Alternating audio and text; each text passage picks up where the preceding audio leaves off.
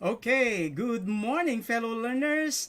Here I am once again, your mentor Ray Gapuz, and at the same time, your fact check buddy. Please don't forget to read that green check sign in the middle of those two words. It doesn't sound good without it.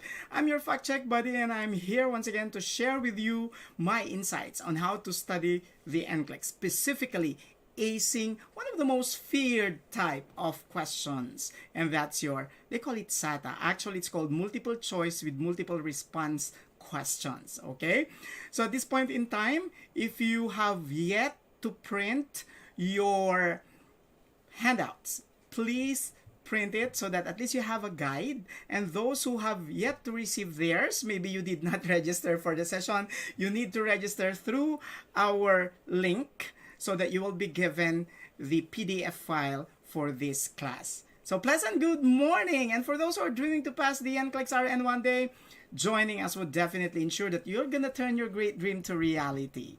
Just stick around and listen. If you have any questions or you want me to answer some of your queries or you want my advice for certain issues, please don't hesitate to email me. I'll show my email address in a while. So, this was actually born out of this request.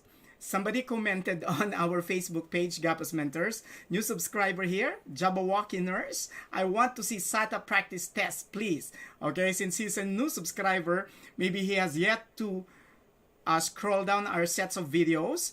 Mr. Jabberwocky Nurse, if you may want, you scroll down our a list of videos, and then you'll find out our QuickFix sessions are all there. They all contain select all that apply type of questions if that's what you want to see. But as I've been saying, I'm here, guys, for all of you. You request and I'm here. Your wish is my command. So this session is dedicated, my God, entirely to address select all that apply type of question. And I haven't really prepared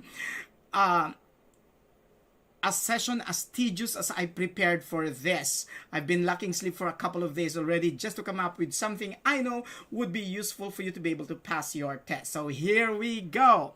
So before we get to start, let's start with something positive. Let's greet Abigail E. Rodriguez from De La Salle Medical and Health Sciences Institute for passing the NCLEX-RN for the State Board of New York last February 8, 2021. Way to go, Abby. Abby was actually my student, and yeah, we've worked a couple of times on some projects, and now she's under sponsorship from one of our associates. Congratulations, Abby. And she proudly posted this picture. She sent me also over okay through my messenger, and she says here, thank you very much to my Gapuz family. And of course, the 4 most coveted letters after a nurse's name, USRN. That's actually a proof that you can withstand international scrutiny. That's one of those things that would make you feel good about yourself. And then I asked her which part of our review helped you the most.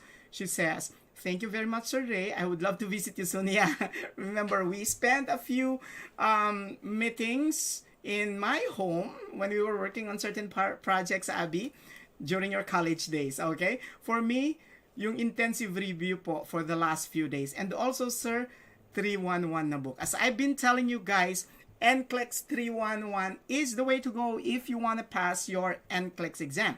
But the book is actually designed to be read like 24 hours before you take the test. But don't take it literally. You can read it 3 days or a week. It depends on your mood before you take your test. What we're saying is that it has to give you a synthesis of what you need to remember for the test.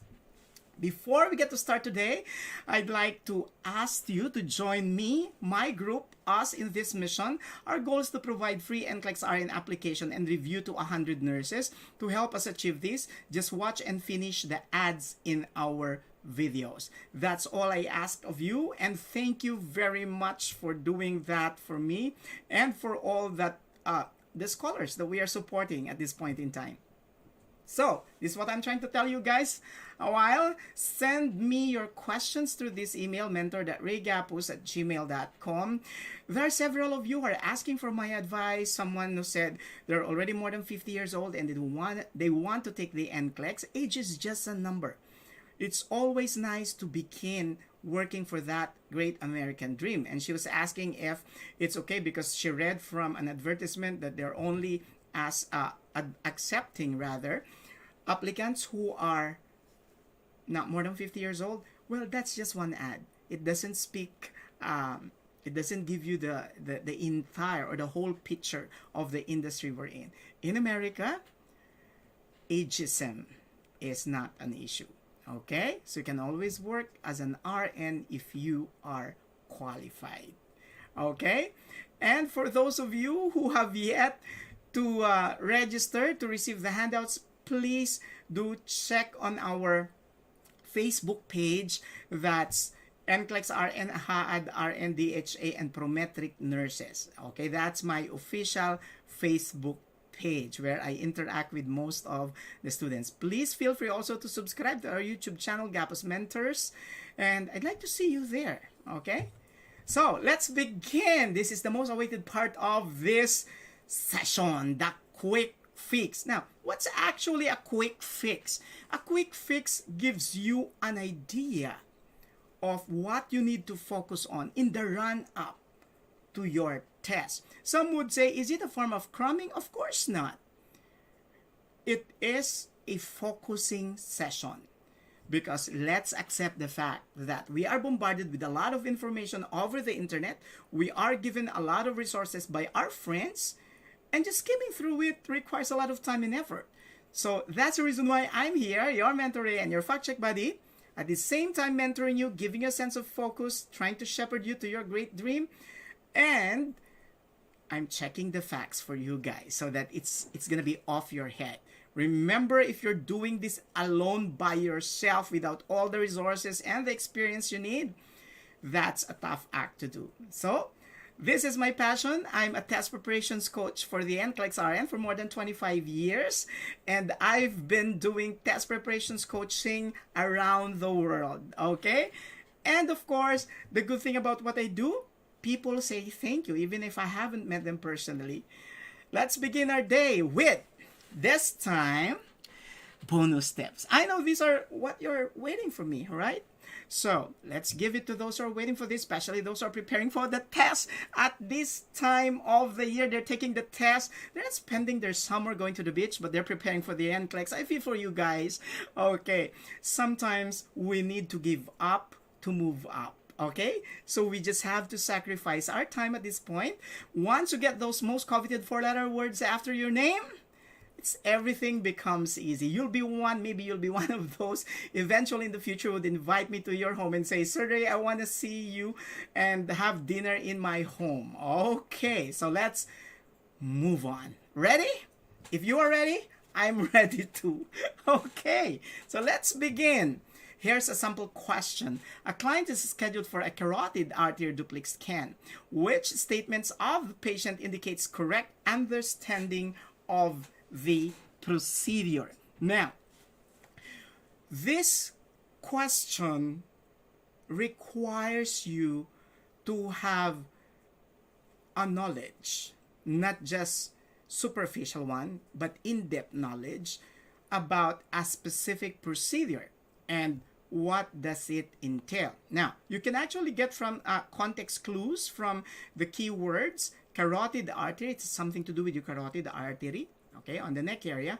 Duplex scan, so it would mean there's gonna be like 2 scanning devices. Okay, so one of the first questions that you have to ask yourself if you're studying procedures would be, do we need to obtain the client's informed consent? Okay, for this procedure, yes. Okay, and there are a myriad of factors that patients would usually ask us nurses when we are preparing them for a specific procedure. Like, their concerns would be ranging from, first, what will I feel during the test? What will I need to do before the test? What will I need to do after the test? Why do I have to undergo this test? Okay, so let's get through it. Let me integrate those concepts as we answer the SATA question on carotid duplex scan. So a gel will be applied on the site. Yes, because that is needed for the scanning devices. For the carotid artery duplex scan, you will have a transducer and a Doppler. Okay.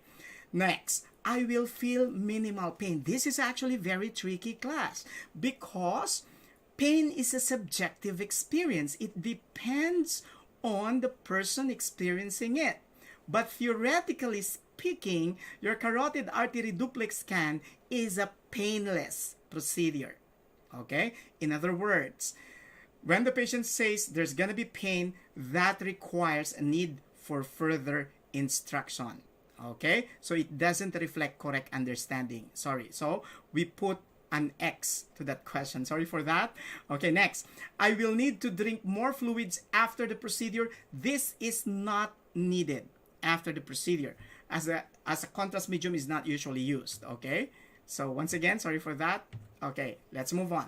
So I will not be allowed to eat before the procedure. NPO is not allowed. The test will involve the use of a Doppler. Yes. The scan will emit radiation. No. Now, the amount of radiation that's being emitted is usually a concern of patients, especially those who are undergoing mammography, if they're doing that every year. But let me assure you that your mammography gives you approximately 1 millisieverts of radiation. And in a year's time, our body accumulates like 3 millisieverts of radiation from our environment alone. So mammography, the radiation that it gives out is actually safe.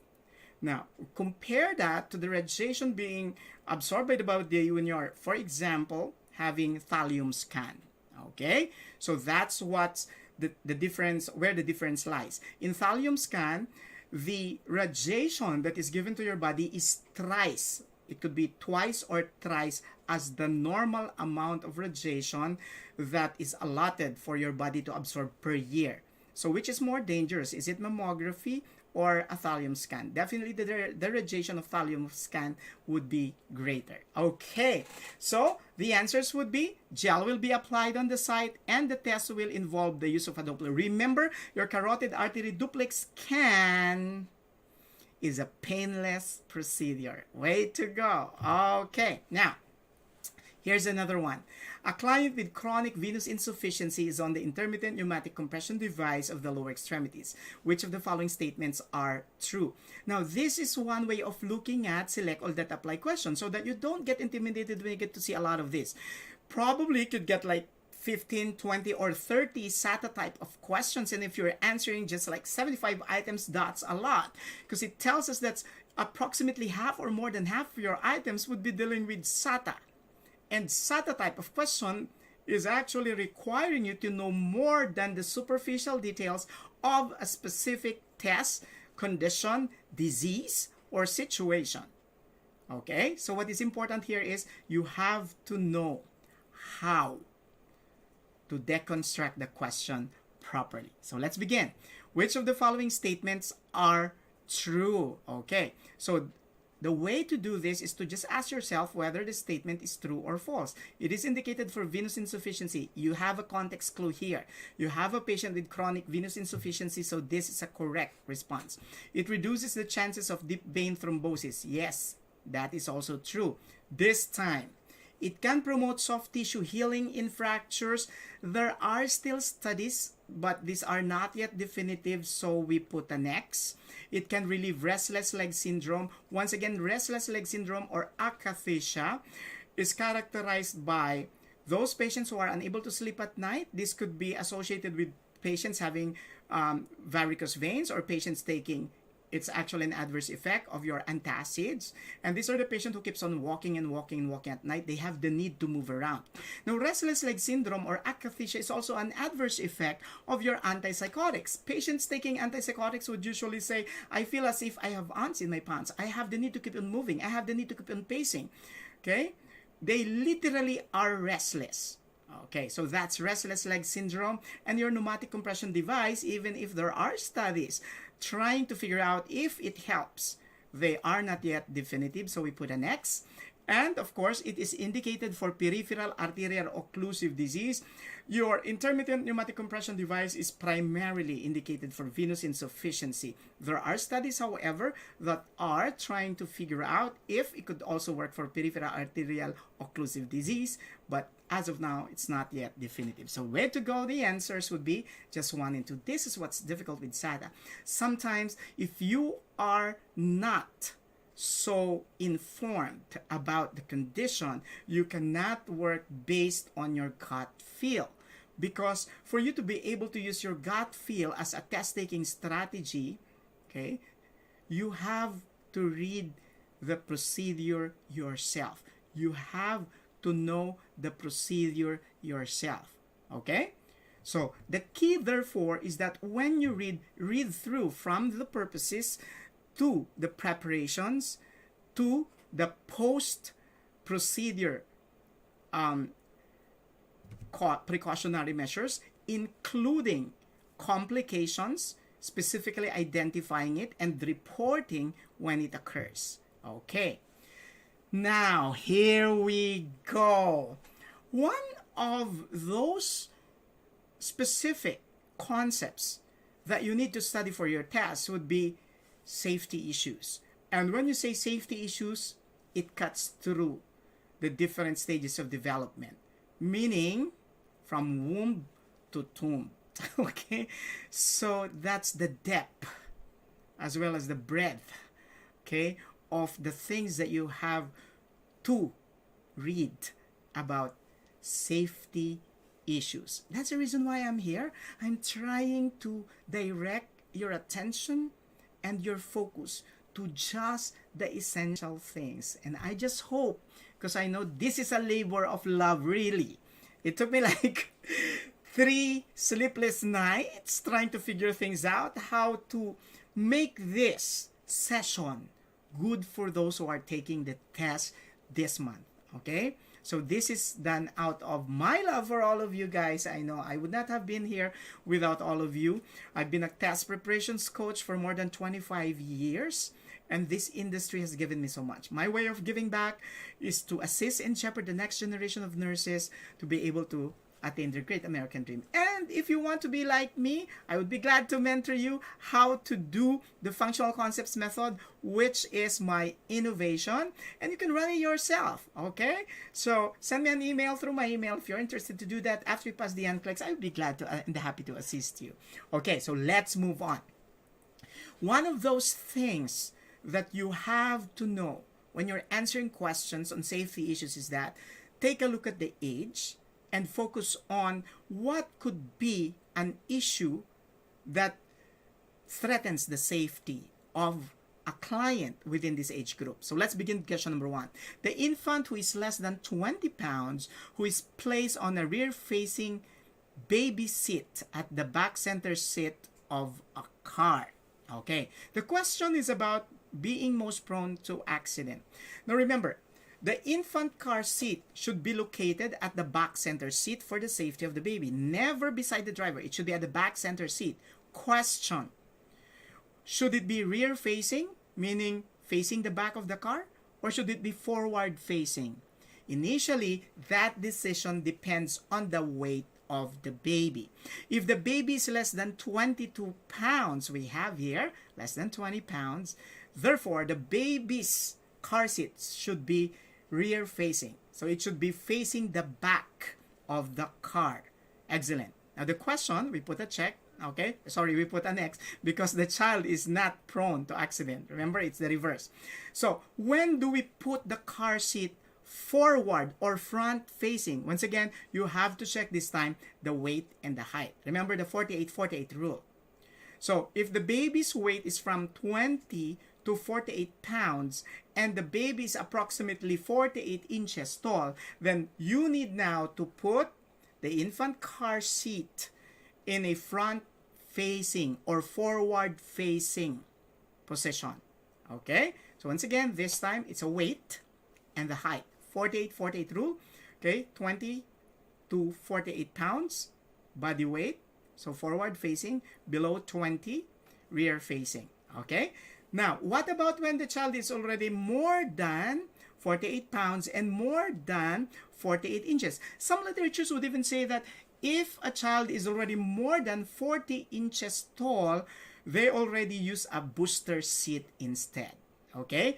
And whenever we have like babies who are a little bit overweight, okay, children who are overweight, if they can already use the adult seat belt because they don't fit in a booster seat, that's also fine. What is important is they are using the seat belt properly. Okay, next, the adolescent who bikes with the traffic flow. Now, this is one thing that's difficult for us here in the Philippines, those who are staying here in the Philippines. But for those of you in the US, you know how this goes, because always remember, a biker is always considered as someone who is driving a vehicle. So therefore, they have to go with the traffic flow. So bike with the traffic flow. If you're biking for the traffic flow, you are not prone to accidents. So we put an X. Okay, so that's perfectly fine. And then number 3, the school-age child who skateboards on the right side of the street. Let me tell you about this class. If a child is less than 5 years old, the American Academy of Pediatrics cautions against using skateboards because this could lead to falls, fractures, and one of the safety issues that you have to remember would be you have to teach the child how to fall on their butt and never anchor their fall on their arms, because this could potentially lead to fracture.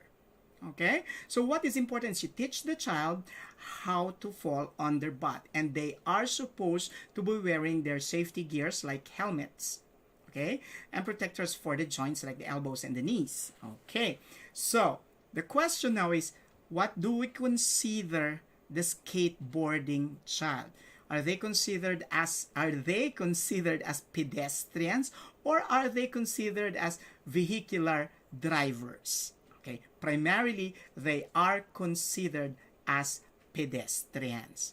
Therefore, if they are considered as pedestrians, they have to skateboard facing the traffic, or they have to skateboard on the right side of the street if they are, but ideally, skateboarding should never be done on the streets, especially when the street is so busy with a lot of cars. So, a school-age child who skateboards on the right side of the street is not prone to accidents, not one of the most prone to accident, because that's the right side of the street that could be occupied by skateboarding children.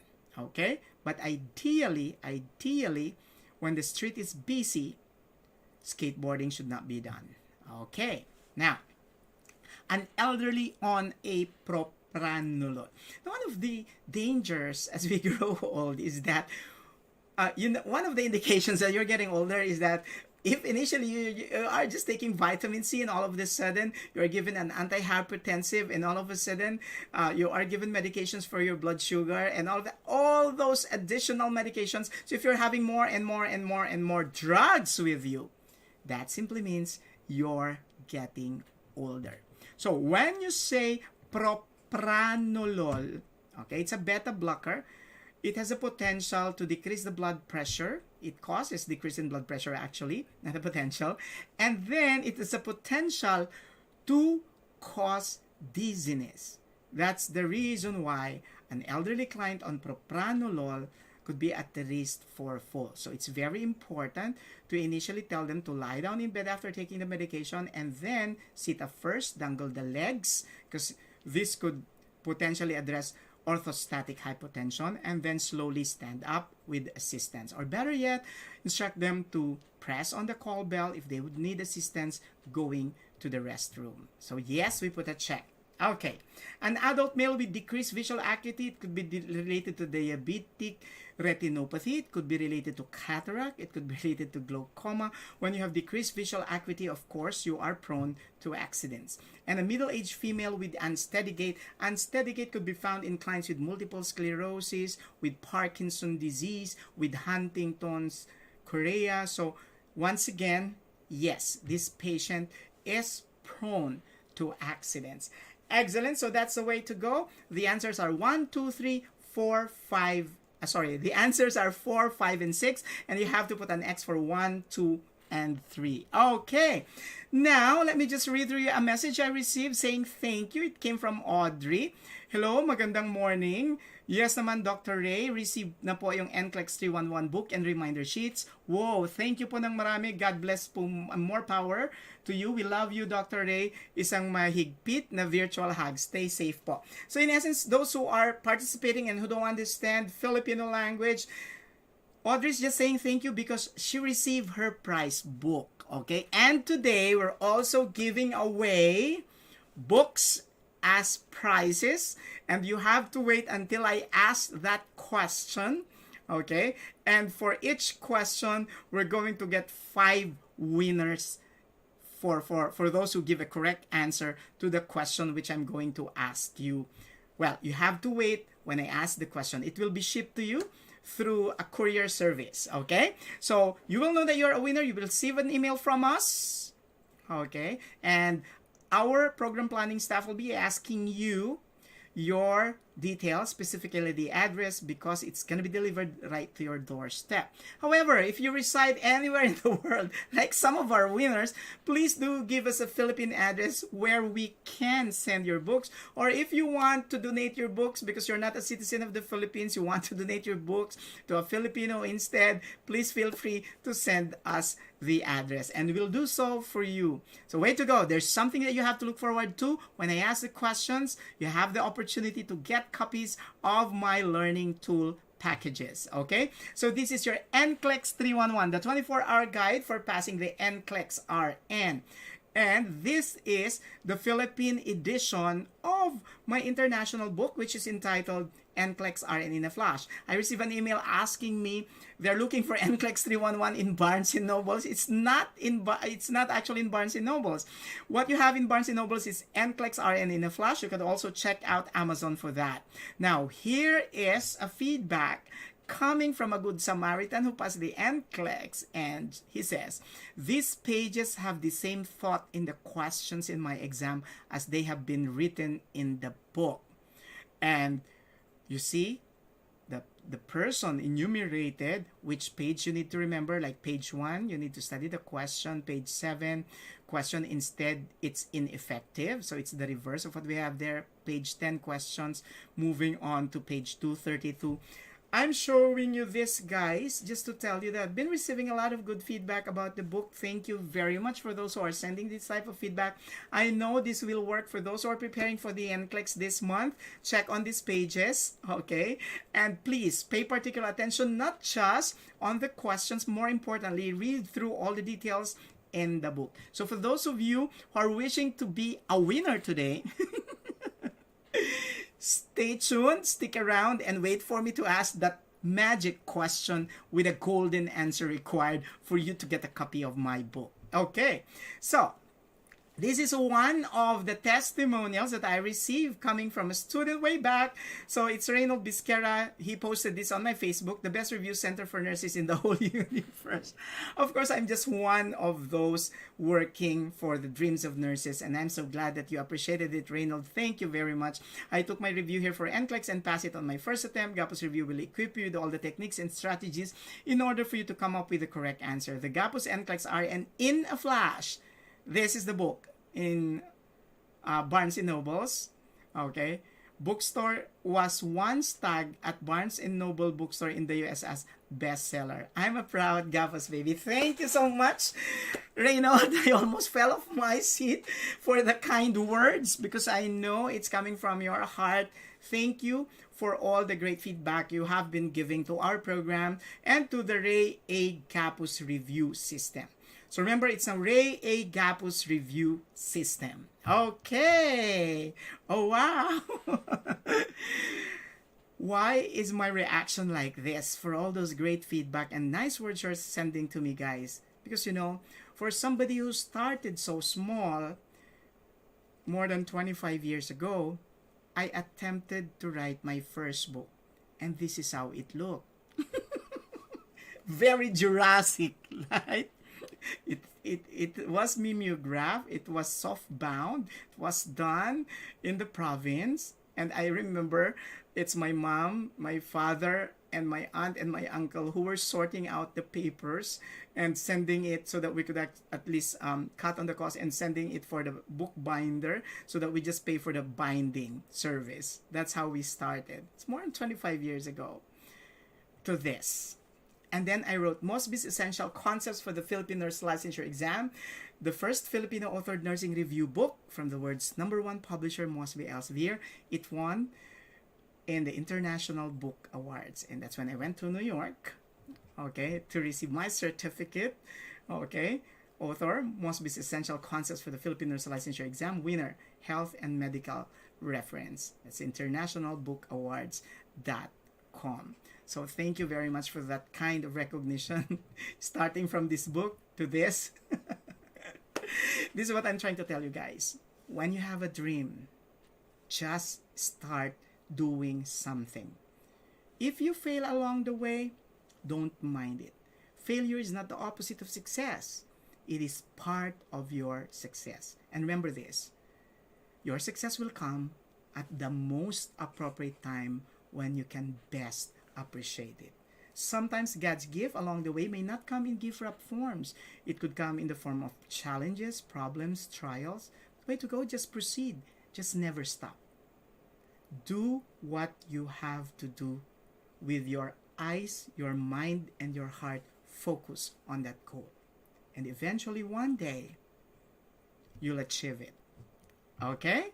So, this is also one thing I'm so proud of. My book, The ABC of Passing NCLEX-RN, is now side by side the world's best Alexander sleeping coats. And you have there Ray Gapuz. Way to go. So, I remember my mom telling me, are you fulfilled? And I said, more than fulfilled. God has given me so much. Once again, just to remind you, from this to this. That's amazing. And you can do it too. I would be glad to share with you the secrets, how I did it. And the most important thing, having the heart to eventually mentor others to do the same. And that's what I'm doing right now. And I'm so glad that a lot of you have been writing me and sending me emails to share their stories of difficulties and success and trials. And I'm just here to give you sound advice. Okay, so let's begin our NCLEX Quick Fix with this concept, prioritization. You might be hearing some of your friends who have taken the test telling you you have to study how to prioritize, but some people would get it wrong. They would ask their friends to just list down and then they would memorize. That's not the way to do it. Memorizing is not a good preparation for the NCLEX-RN.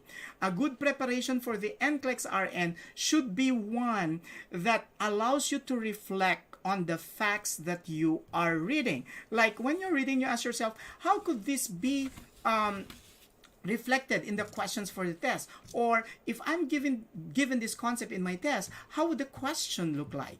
That should be your priority when you are studying. So, at this point in time, if you are liking what you're hearing and if you are liking what you're seeing, please stick around and wait for the opportunity for you to answer a question so that you will get a prize. That's actually a package of my learning tools. So let's begin. Let's try answering a sample question. Now, suppose you're given, once again, a SATA question. So this is about SATA from start to finish, I tell you. Okay. You'll feel constipated with SATA all over. You'll have migraine headache with SATA all over. But a way to do it is that after we upload this video, please do go over this over and over and over.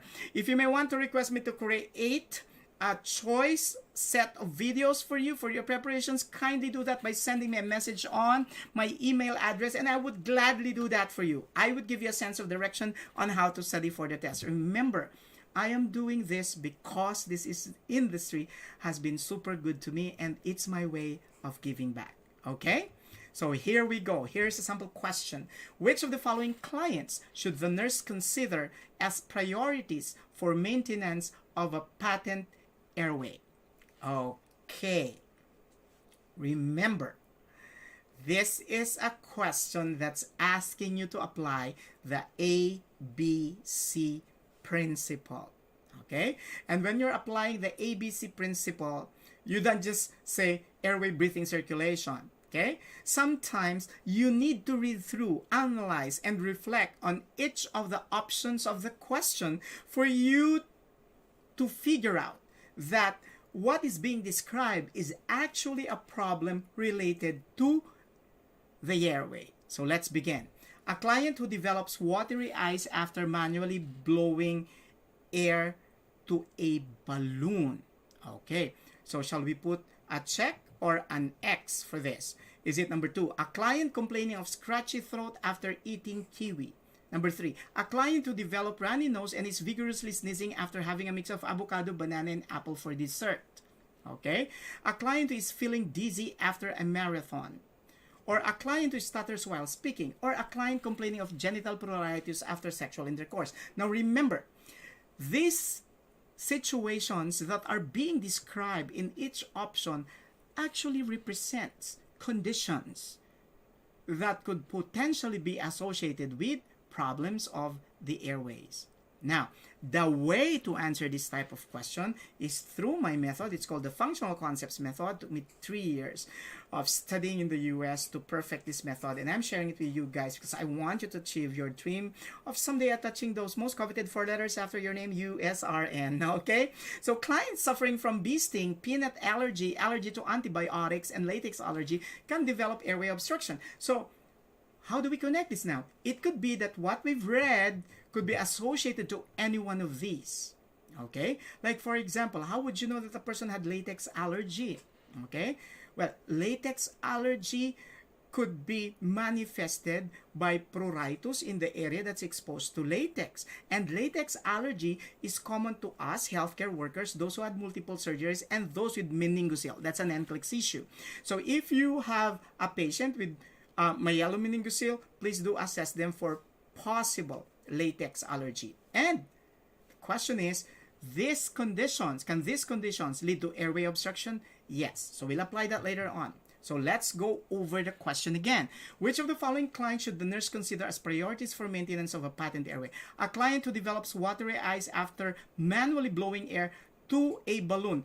Watery eyes, reddish eyes, or even sneezing or rashes could be associated with exposure to latex, like a balloon indicates latex allergy. So yes, there is an airway problem. Number 2, a client complaining of scratchy throat after eating kiwi. Now, kiwi is one of those fruits that could also trigger the symptoms of latex allergy. In fact, even avocado, banana, okay, and even sometimes to a certain extent, you consider your strawberries to be causing latex allergy. So we put a check. Yes. A client who developed runny nose and is vigorously sneezing. Okay. This could be considered rhinitis. It's an allergic reaction. Once again, you have here tropical fruits that could trigger the signs and symptoms of latex allergy. Yes, we put a check. Okay. A client who is feeling dizzy after a marathon. Well, your marathon would entail running for a considerable distance. And feeling dizzy after that may not necessarily be associated with airway obstruction, but it could be associated with dehydration. So the problem of this patient could be dehydration, so we put an X because it's not related to airway obstruction.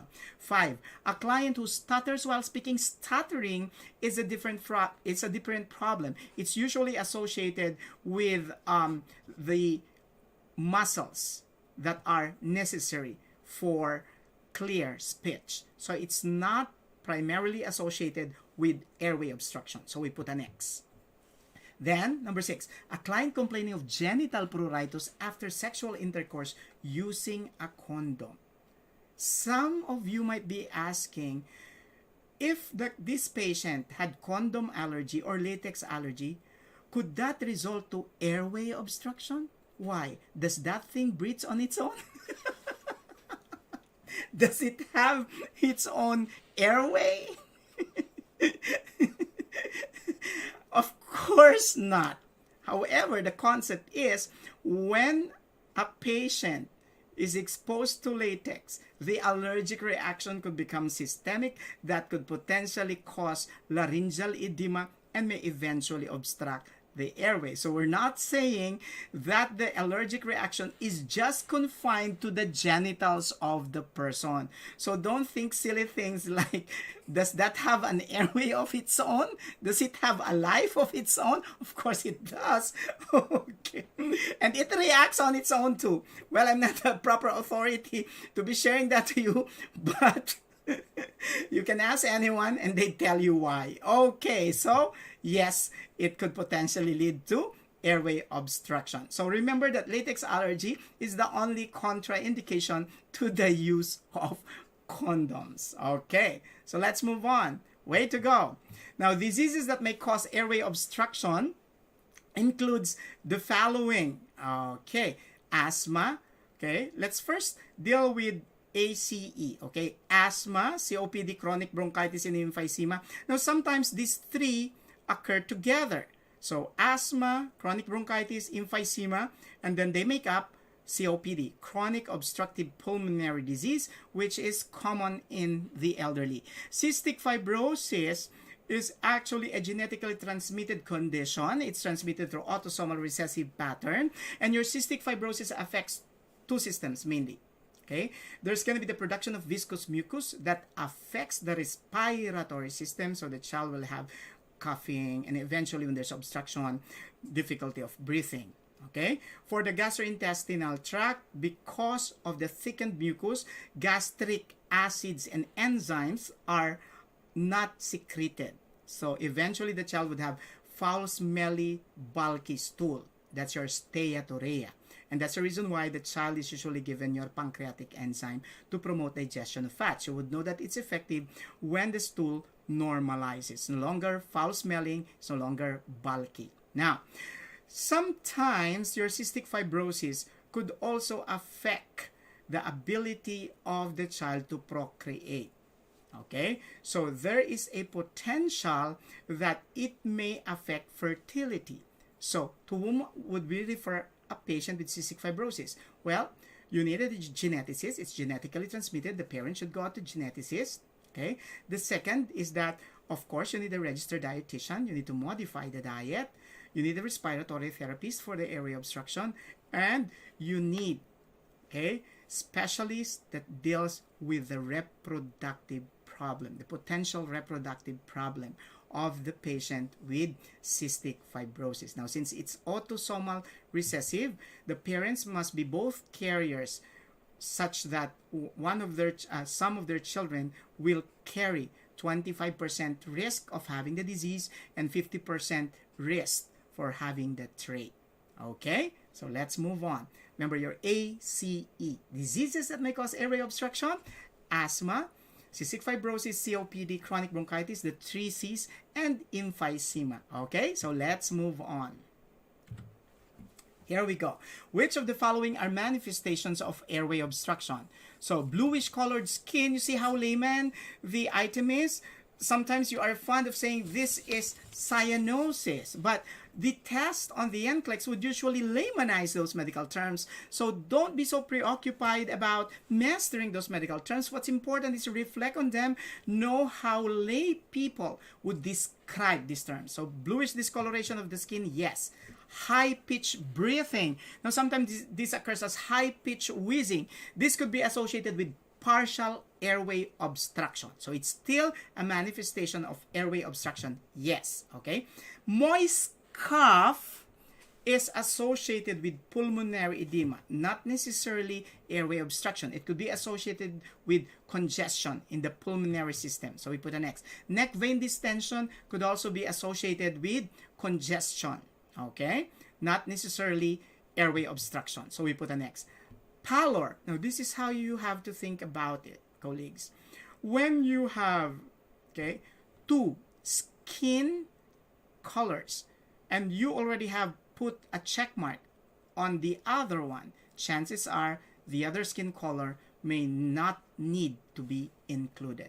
Okay, now this is what is difficult. What about when there's an absence, abrupt absence of wheezing? So immediately the patient had wheezing and then there's an abrupt absence of wheezing. Is this a danger sign? It is.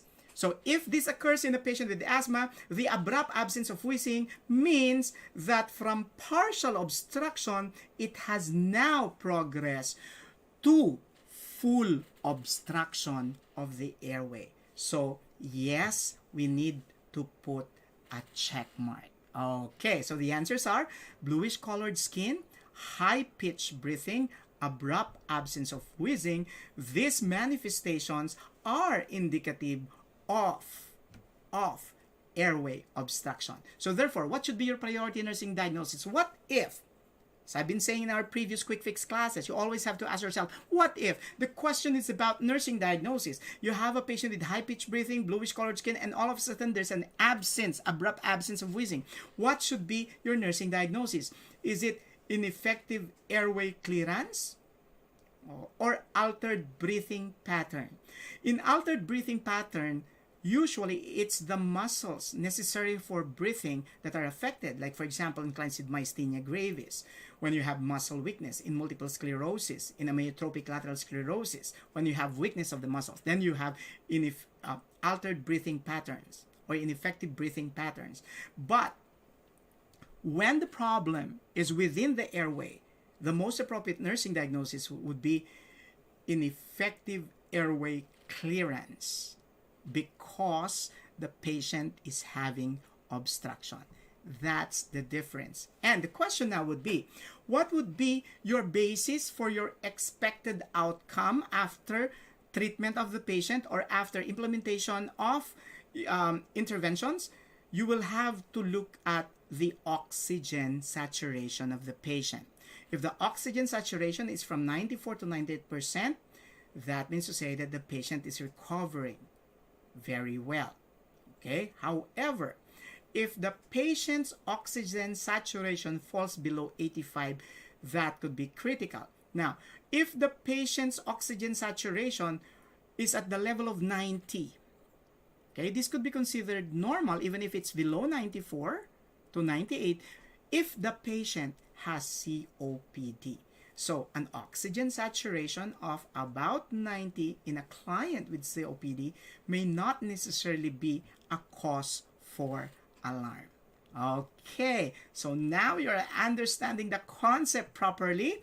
So here's one of those things that I love to receive from all of those who have been in my mentoring, and it's from Leo.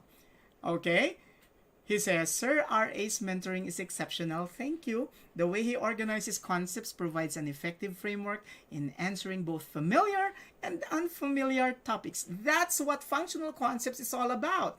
I'm trying to prepare you to have a mental framework, to have the mindset such that any question that is given to you, you'll be able to answer it using the functional concepts method. Okay, so let's move on.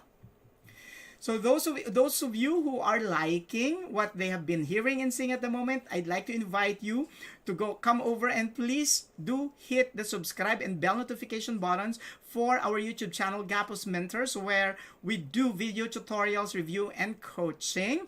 So we have short videos for ECG or EKG pointers. If you want to understand the process, we also have a long one for ECG interpretation. That's 1 hour 38 minutes.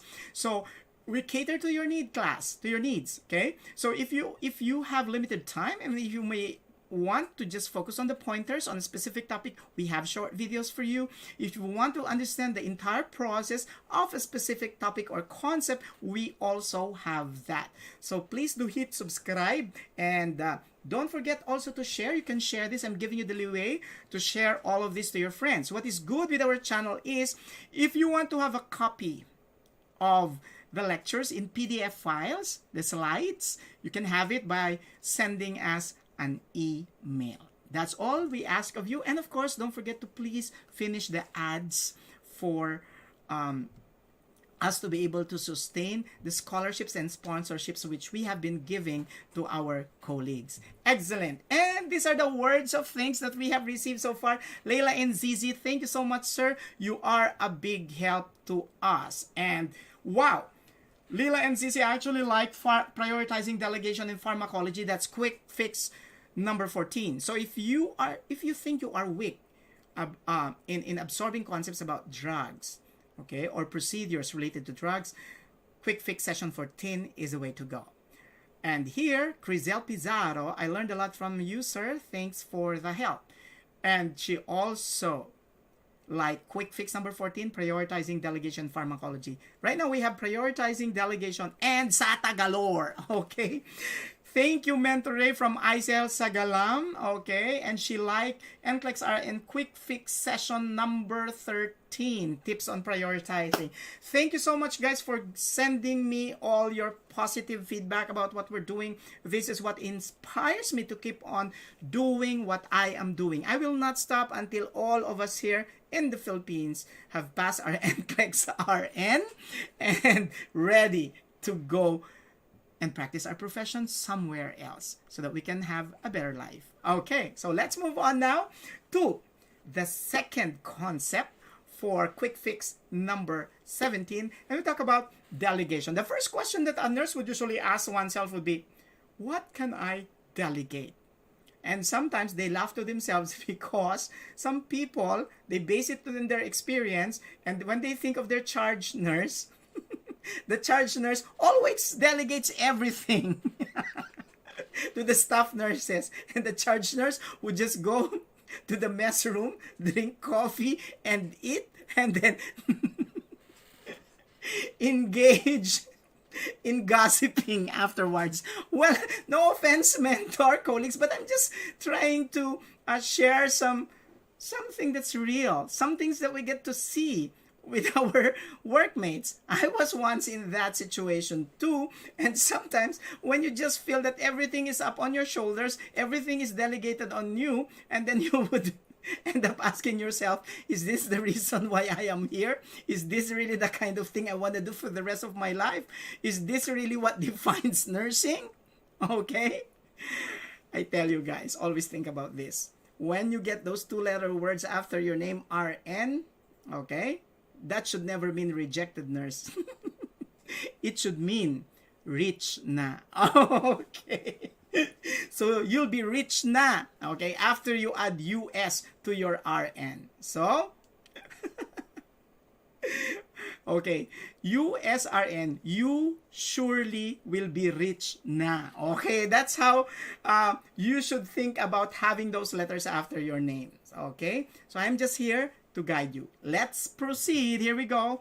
Now, what a better way to open our minds to the concept of delegation, but to try answering a sample question. Here we go. Which of the following clients can be delegated to the unlicensed assistive personnel? Now, this is one thing I'd like to share with you guys. Listen, listen, listen. The trend now is delegation from the RN to the unlicensed assistive personnel. You have to know thoroughly what functions can be delegated. And this is the good news. No need to feel bad or to feel worried and to feel anxious about it if you have yet to have your notes on this, because we have a quick fix video that covered delegation through the unlicensed assistive personnel, and that's quick fix video, I think 7 to 9 or 11 to 14. Okay, so please focus on those NCLEX quick fix videos. Now, to give you a snapshot of what we need to remember, here we go. A client with acute pancreatitis, is it a home care client who is due for his next insulin injection? Or a client with stage 1 pressure ulcer? 4, a client with fever after prostatectomy. 5, a client with ulcerative colitis who is developing abdominal rigidity. And 6, a client attached to Russell's traction. This is what is difficult. You have clients in a variety of setting with various conditions, and this needs a general view of what tasks can be delegated to the unlicensed assistive personnel. Let's deal with the first one. A client with acute pancreatitis is best assigned to the RN. Why? Remember, acute cases needs immediate attention. So this is acute versus chronic principle. A client with COPD can be delegated to unlicensed assistive personnel. People would say, but the patient has airway problems. Yes, but the fact that it's chronic, the client's body has already adjusted to the problem, and it's a chronic condition, then assisting the client with COPD could be delegated to the unlicensed assistive personnel. But a client with acute pancreatitis, Remember, pancreatitis is the autodigestion of the pancreas, or in simple terms, it is the self-destruction of the pancreas that is triggered by an autoimmune process. Okay, so it needs the immediate attention of the nurse. The keyword here is acute. Understood? Yes. Okay, very good. Next, a home care client who is due for his next insulin injection. Now, this is routine. If insulin is given as a maintenance medication, you can delegate this to your unlicensed assistive personnel. Once again, a client with stage 1 pressure ulcer, the skin is still intact. You just have redness for stage 1 pressure ulcer. You don't have a blister. You don't have a skin opening. All you have to ensure that the unlicensed assistive personnel would do is to regularly turn the patient such that the area where there's a stage 1 pressure ulcer is not exposed for a prolonged period of time to tremendous amount of pressure that could eventually cause it to progress to stage 2 with blister formation. So the answer for number 3 would be yes. It's a resounding yes. Excellent. Okay, a client with fever after prostatectomy. Now, always remember this concept. A client with a complication should be better assigned to the registered nurse, especially, let's integrate the acute versus chronic principle, especially if the complication is acute. Look, after prostatectomy, the common acute complication would definitely be fever, because the body would have an injury because of the surgery, and so the body reacts by sending more WBCs to the area to fight off potential infectious agents. Okay, so that is to a certain extent expected, but it has to be addressed such that no infection could progress. Okay, now another complication of prostatectomy would be impotence, but impotence could occur chronically, and the nurse cannot do anything about the impotence. Okay, not even the layperson, not even the wife, not even the wife's mouth or hands could do something about the impotence. So it is a chronic complication that needs to be managed by advanced practitioners specializing in managing impotence after prostatectomy. So therefore, okay, we put an X. You cannot delegate the care of this patient to the unlicensed personnel. 5, a client with ulcerative colitis who is developing abdominal rigidity. You have an inflammatory bowel condition that potentially could weaken the walls of the bowels. One of the dangers is that when the bowels rupture, it is manifested by abdominal rigidity. So a patient with ulcerative colitis who's developing abdominal rigidity could be having just that. Okay, rupture of the bowel. So we have here a complication. Therefore, this is best assigned to the RN and cannot be delegated to the unlicensed assistive personnel. Now, what about a client on a Russell traction, attached to a Russell traction? First and foremost, Russell traction is a type of skin traction. It's applied to align the fractures of the lower extremities, sometimes specifically to the femur. So the pull is actually towards the foot part, and then the knee part is usually supported by a sling. Okay, so your priority here is to monitor distal pulses of the patient, and at the same time making sure that the application of traction is continuous and it's only interrupted in the case of emergency. So in essence, if a patient is in a Russell traction, okay, so the patient is immobilized, therefore the patient is stable, therefore we can delegate the care to the unlicensed assistive personnel. Excellent. So the answers are the home care client who is due for his next insulin injection, client with stage 1 pressure ulcer, and a client attached to Russell's traction. So here we go. Just to simplify everything, clients with acute conditions are best assigned to the RN. Not just conditions, but even complications. Clients who are developing complications are also best assigned to the RN. Stable clients that, like those in traction, can be delegated to the unlicensed assistive personnel. Administration of insulin injection in a home care resident can be delegated to the unlicensed assistive personnel.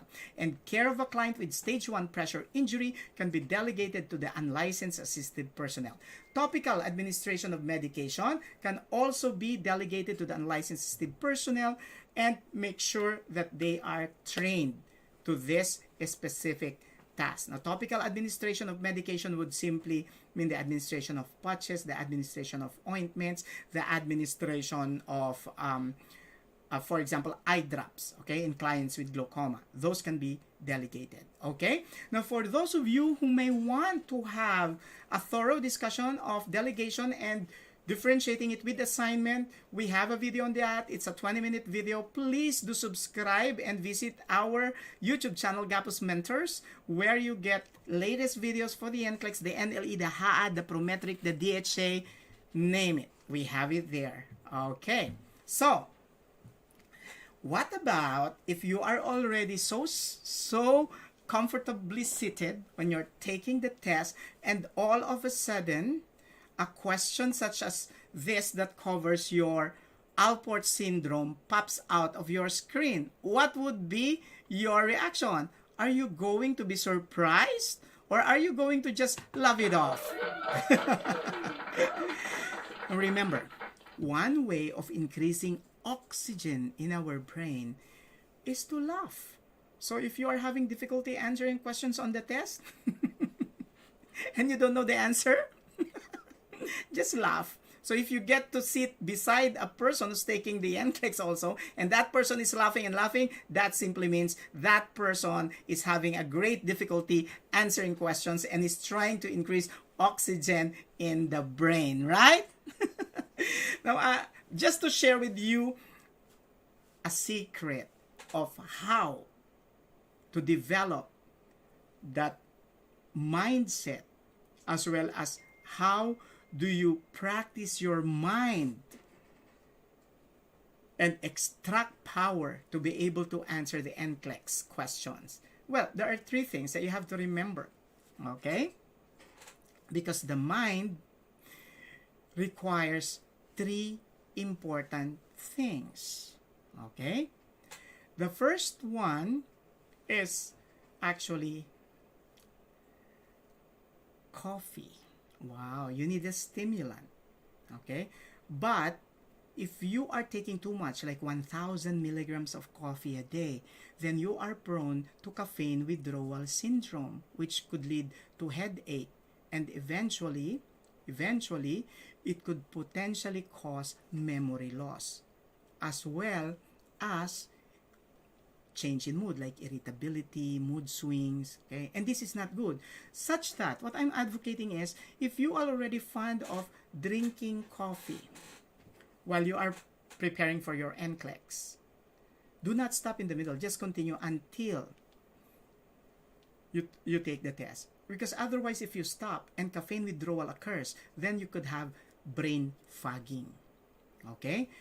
After coffee, the second is chocolates. Okay? And if I say chocolates, you eat naman the true and the real chocolates. Okay? Even if Kit Kat would do, Goya would do. Okay? Okay. Don't eat naman choknat. Baka kahit nakatatlong garapon ka na ng choknat, di ka mag-improve ang memory. Why? Because the brain needs glucose to function at its best. Okay? And the third one, I don't know if your parents would agree to those who are listening to us. I suppose I have an adult audience. That's an assumption. Okay? So the first C is coffee. The second C is chocolate. The third C, according to a study, you need 100 orgasms a year. So the third C is coitus, in order for the mind to be working at its best. So therefore, okay, therefore, if you're going to divide 100 orgasms with the number of weeks, okay, in a year, so you will get like, you have to have 1 to 2 orgasms a week so that you can have your mind, you can condition your mind to be at its best before you take the NCLEX. So what does that tell us? So if we have a classmate who always gets high score, wow. He or she could be practicing the 3C, drinking coffee, eating chocolates, and 1 to 2 orgasmic coitus every week. Okay. But what does that tell us if we have a classmate who is always failing his NCLEX drills? 1 could be a deprivation. One of the three could be a deprivation. I'm not saying anything. It could be that the person is not drinking coffee, or the person is not taking chocolates, or simply the person is not having orgasmic coitus. You have to have the three to pass the NCLEX. But I'm not saying you do that while reviewing and reading your notes. Of course, that's not a way to do it. Okay? So what matters is you have a recipe for success. Okay, so let's move on. So let's talk about Alport syndrome. Okay? Now, Alport syndrome is a kidney disease. The question is, okay, how is it similar to acute glomerulonephritis? Now, there's a question on the NCLEX, an NCLEX style question that goes this way. Which of the following manifestations could be seen in both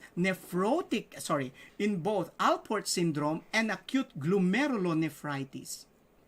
And the answer is hematuria. But you don't get to see hematuria on the test. What you would see would be how layman would describe hematuria. Hematuria would mean red blood cells or erythrocytes in the urine. And hematuria is described by laymen as cola-colored urine, tea-colored urine.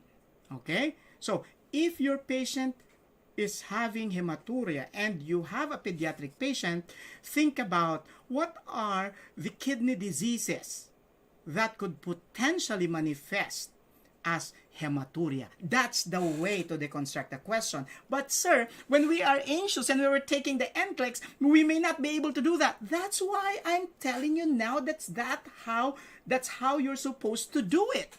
Because the most important thing on the NCLEX is you are able to know and apply the knowledge which you learned. You are able to utilize it properly. Because if not, then it's useless having those books. It's useless having those handouts. It's useless enrolling and subscribing to an app.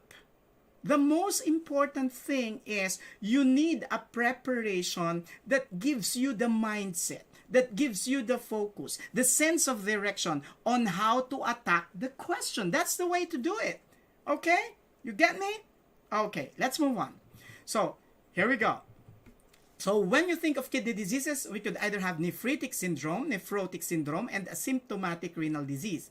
Of course, when you say asymptomatic, initially there's no symptom. Okay? What's the difference daw between asymptomatic and asymptopangit? Okay, the asymptopangit is the person na walang sintomas na pangit siya. So, lahat nakalam na pangit siya, siya lang nakagmamaganda. It's called asymptopangit.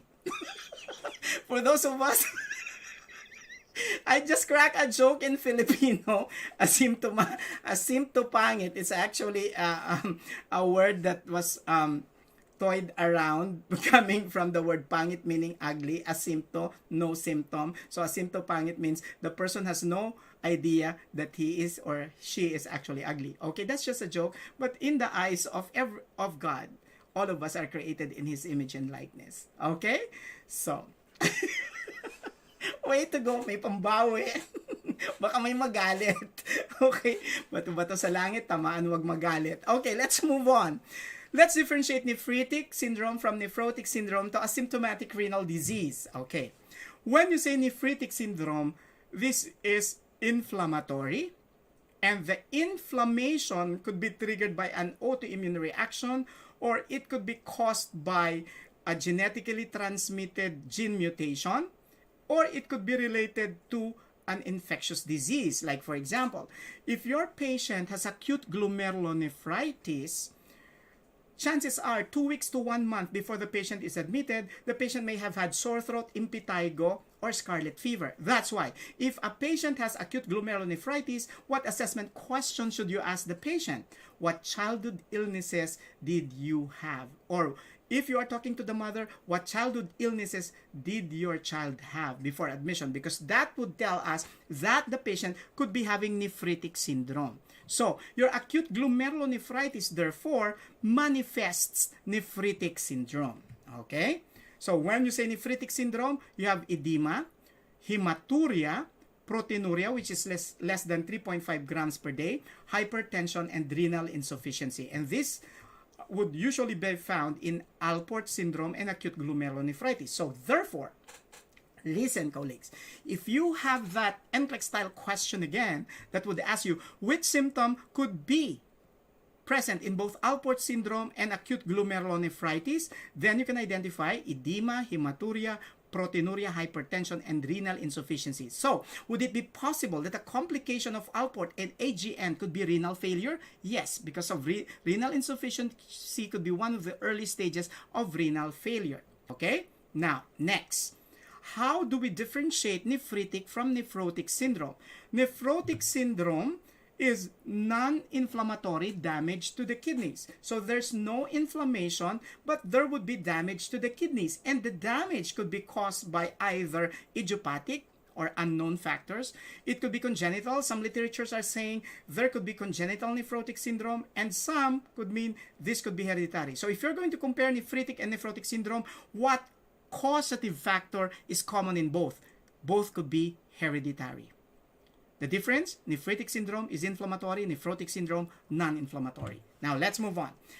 First and foremost, what symptoms are common in nephrotic syndrome and nephritic syndrome? First, edema is present in both. The difference in nephrotic syndrome, the edema first would occur in the face of children, whereas in adults, it occurs in the lower extremities. So sometimes the edema becomes generalized, and we call it anasarca. Okay? So if a child all of a sudden would have puffy face in the morning, puffy face, okay? Moon-like face in the morning, that could be associated with nephrotic syndrome. Sometimes people with nephrotic syndrome would have stretch marks, and you have like fluids oozing from their stretch marks because the skin could no longer contain the fluids. Why is that so? Because in nephrotic syndrome, the kidney is unable to hold your albumin. Why? Because protein is lost in the urine. This is where the difference. In nephritic syndrome, the protein in the urine is less than 3.5 grams per day.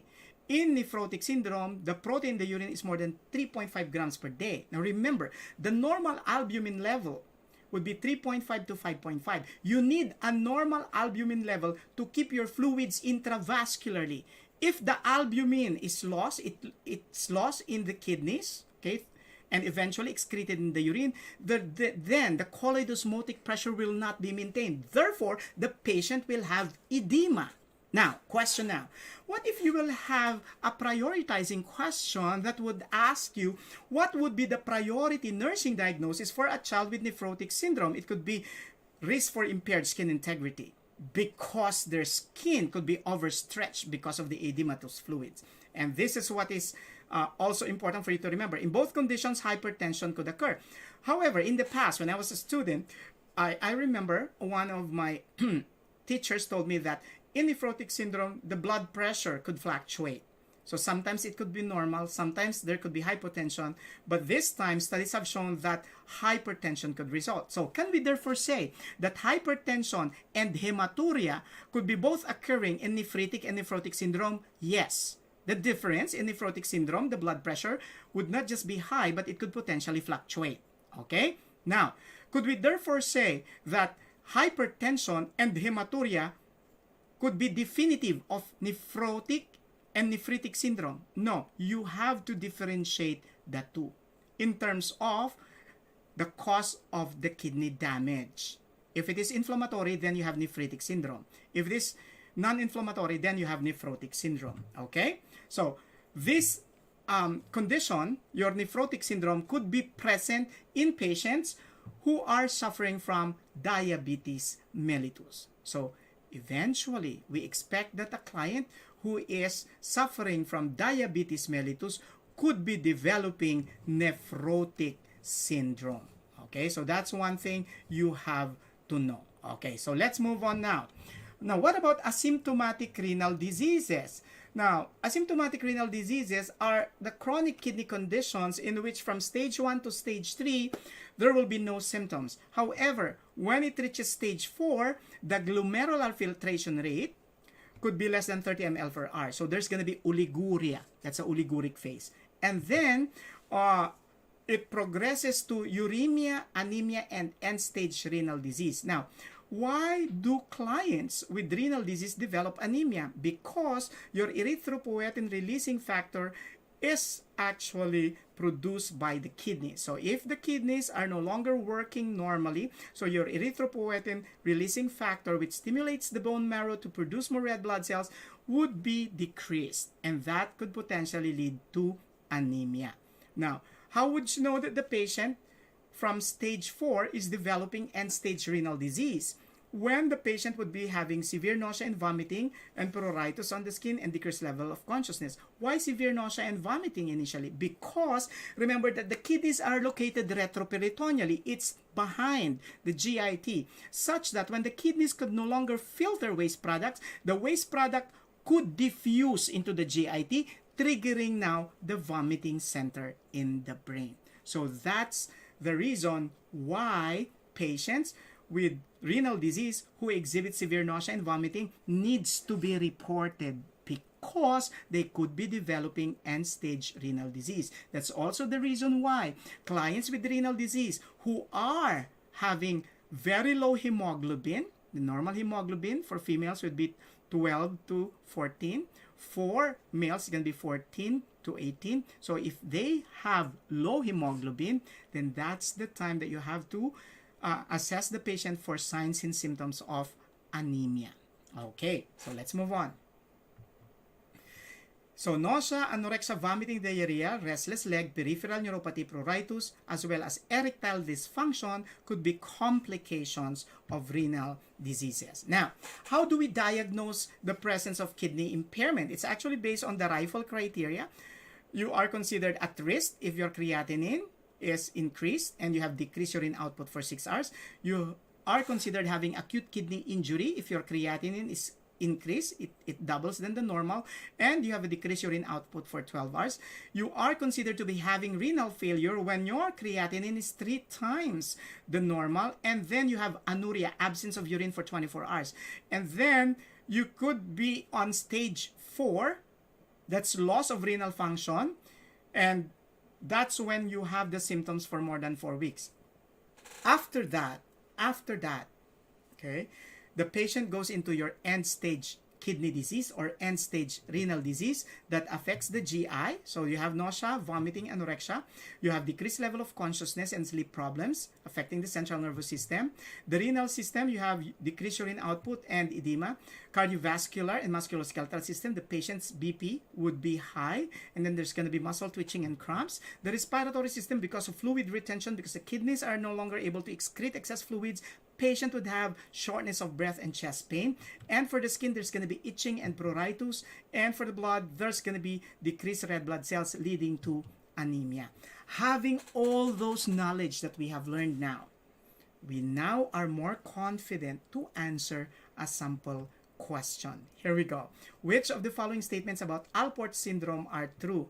The condition is a complication of sore throat. Now, colleagues, Alport syndrome, to differentiate it from acute glomerulonephritis, although both are manifesting nephritic syndrome, your Alport syndrome is genetically transmitted. So, your Alport syndrome is genetically transmitted. Okay? Your acute glomerulonephritis is usually a complication of either sore throat, impetigo, or scarlet fever. So, number 1 could be an X. It's not about Alport syndrome, it's about acute glomerulonephritis. 2, it is characterized by non-inflammatory kidney damage. Now, non-inflammatory kidney damage, as we learned a while back, is associated with nephrotic syndrome. Alport syndrome is nephritic syndrome, in which the change is caused by inflammatory changes in the kidneys. Next, it is an acute kidney disorder. No. Your Alport syndrome is genetically transmitted. It is chronic. It is genetically transmitted in various patterns of transmission. Yes, sorry for the misprint. That's supposed to be transmission. Hematuria and proteinuria occurs. Yes, we talk about that. kidney transplant is a treatment option for the disease. Yes, we talk about that. So here we go. Alport syndrome is characterized by the triad of hemorrhagic nephritis, meaning it gives rise to hematuria, sensory neural hearing loss. So in clients with Alport syndrome, you don't just have a kidney disorder, you also have a hearing impairment. So apart from the geneticist, we also need your audiologist to assess for sensory neural hearing loss. And then there's going to be visual or ocular changes. So you also need an ophthalmologist, okay? Because an ophthalmologist deals with the pathological changes that occurs in the eyes that leads to diseases, whereas your optometrist is primarily responsible for prescribing the lenses for your glasses or your contact lenses. Okay, so let's move on. Alport syndrome is genetically transmitted through the following patterns. You have X-linked, approximately 85 to 90% of Alport syndrome is X-linked. Now, autosomal recessive, there's approximately 15% of those with Alport syndrome that got this from autosomal recessive pattern. And then 5% got it from autosomal dominant pattern. So this is the reason why you need a geneticist. It is transmitted in various patterns. Okay, so Alport syndrome is manifested by hematuria, proteinuria, hypertension, edema in the legs, ankle, feet, and around the eyes, hearing loss, as well as vision symptoms. So kidney transplant is the best treatment for Alport syndrome. Way to go! We've learned so much in a short period of time. Are you now building that confidence that you need to pass your NCLEX? Always remember this, guys. Speak to yourself. Do self-talk and say, I believe. Come on. I believe. I will pass. Believe in yourself. Always think that you can do it and eventually you will. Remember this, believing in yourself is the first secret to success. Okay, now, let's talk about choking hazards. Okay. Now, what could be... okay. Excuse me. May I first drink? What could be some choking hazards? This is one thing I'd like to tell you guys. Whether a food or a thing is considered a choking hazard, we have to be mindful of the age group within which these hazards are considered. Okay? In essence, a choking hazard for a toddler or an infant may not necessarily be a choking hazard for adults. Okay? Let's begin. Common choking hazards for babies and toddlers includes, your favorite hot dogs, meat and cheese, whole grapes, chewing gum and sticky candies, nuts and seeds, raw vegetables, marshmallows, latex balloon, apple skin, raisin, pretzels, and corn chips. Now, what do you have to do so that you don't choke the baby or the toddler? You should at least avoid giving this. And if you have no other choice, make sure that you chop them or prepare them in such a way that babies will not choke or toddlers will not choke. For example, since the skin of apple would usually stick on the mucous membranes of the GIT and may potentially cause choking, you could actually peel the apple, okay? Make sure you remove the seeds before giving it to the toddler. Do not give an apple without peeling it and without chopping it, okay? So let's try answering a sample question. Which of the following clients are at high risk for choking? 22-year-old who is eating hot dogs. Look, who says yes? This is no. Why? Look at the age. How can hot dogs be a choking hazard to a 22-year-old? You tell me, you're 22, you haven't eaten a hot dog? Literally and figuratively? You don't know how to eat you don't know how to eat hot dog at age 22?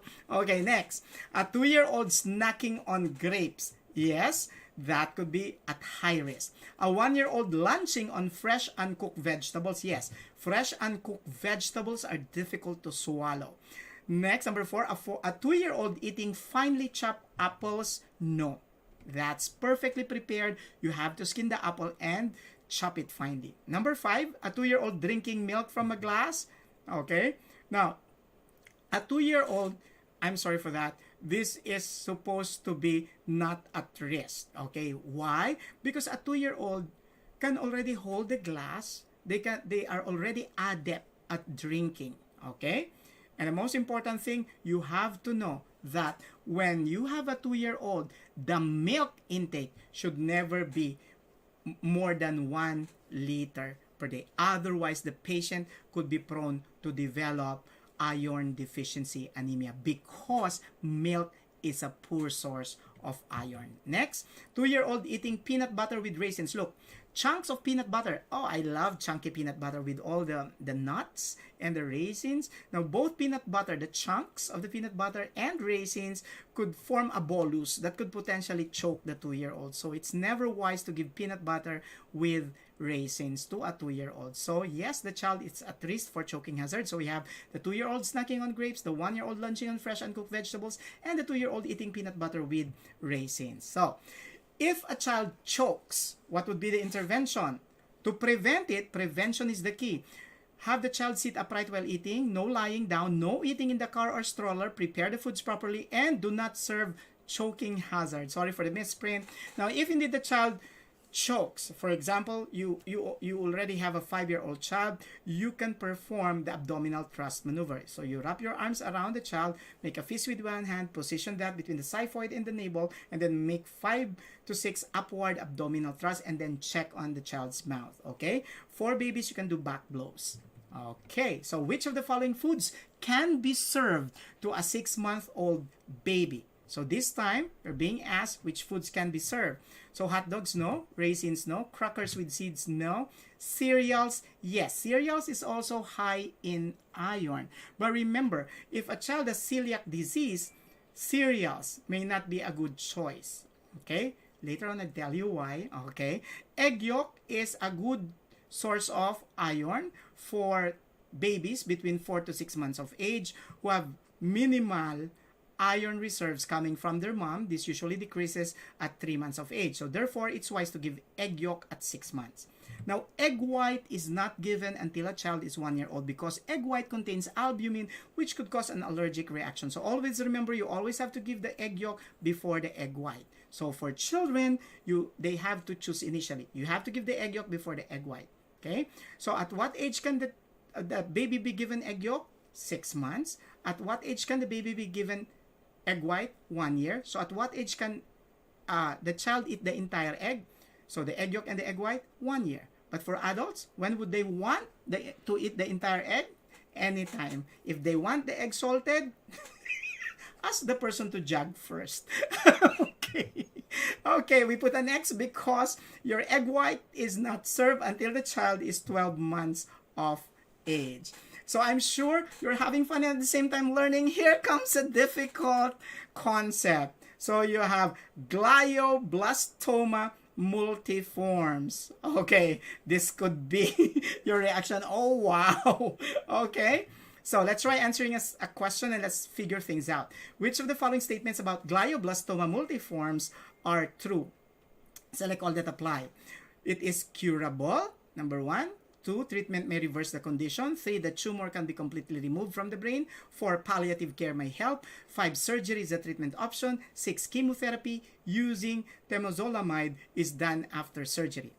What do you observe? First, you are given a disease which you may not be familiar of. Glioblastoma multiformes, okay, this is a form of brain tumor.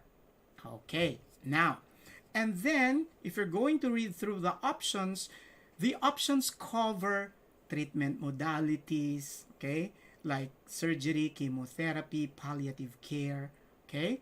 And this is something that's difficult to answer if you're not familiar with the condition. So the way to do it, always remember, the average survival time for glioblastoma multiformes is 12 to 18 months. So eventually, they die, okay? So if you know that eventually the patient dies, so do you consider this curable? Okay, that's a question. A client with glioblastoma multiformes will usually complain of headaches and facial pain that occurs after waking up. And the pain, the headache could be worsened by coughing, change in position, or exercise. So if you wake up in the morning with a headache, that could simply mean two things. Either the patient, you have glioblastoma, or it could be that the credit card bill of your wife is at your side table again. Okay. No, just kidding aside. That gives you a lot of headache, especially if it's there, it's specified there that you may not be able to use the card until you settle the entire amount. So let's move on. Magnetic resonance imaging helps in the diagnosis of your glioblastoma multiformes, but surgical removal of the tumor is the first step in the treatment of glioblastoma multiforme. So let's answer the questions with the knowledge that we've had.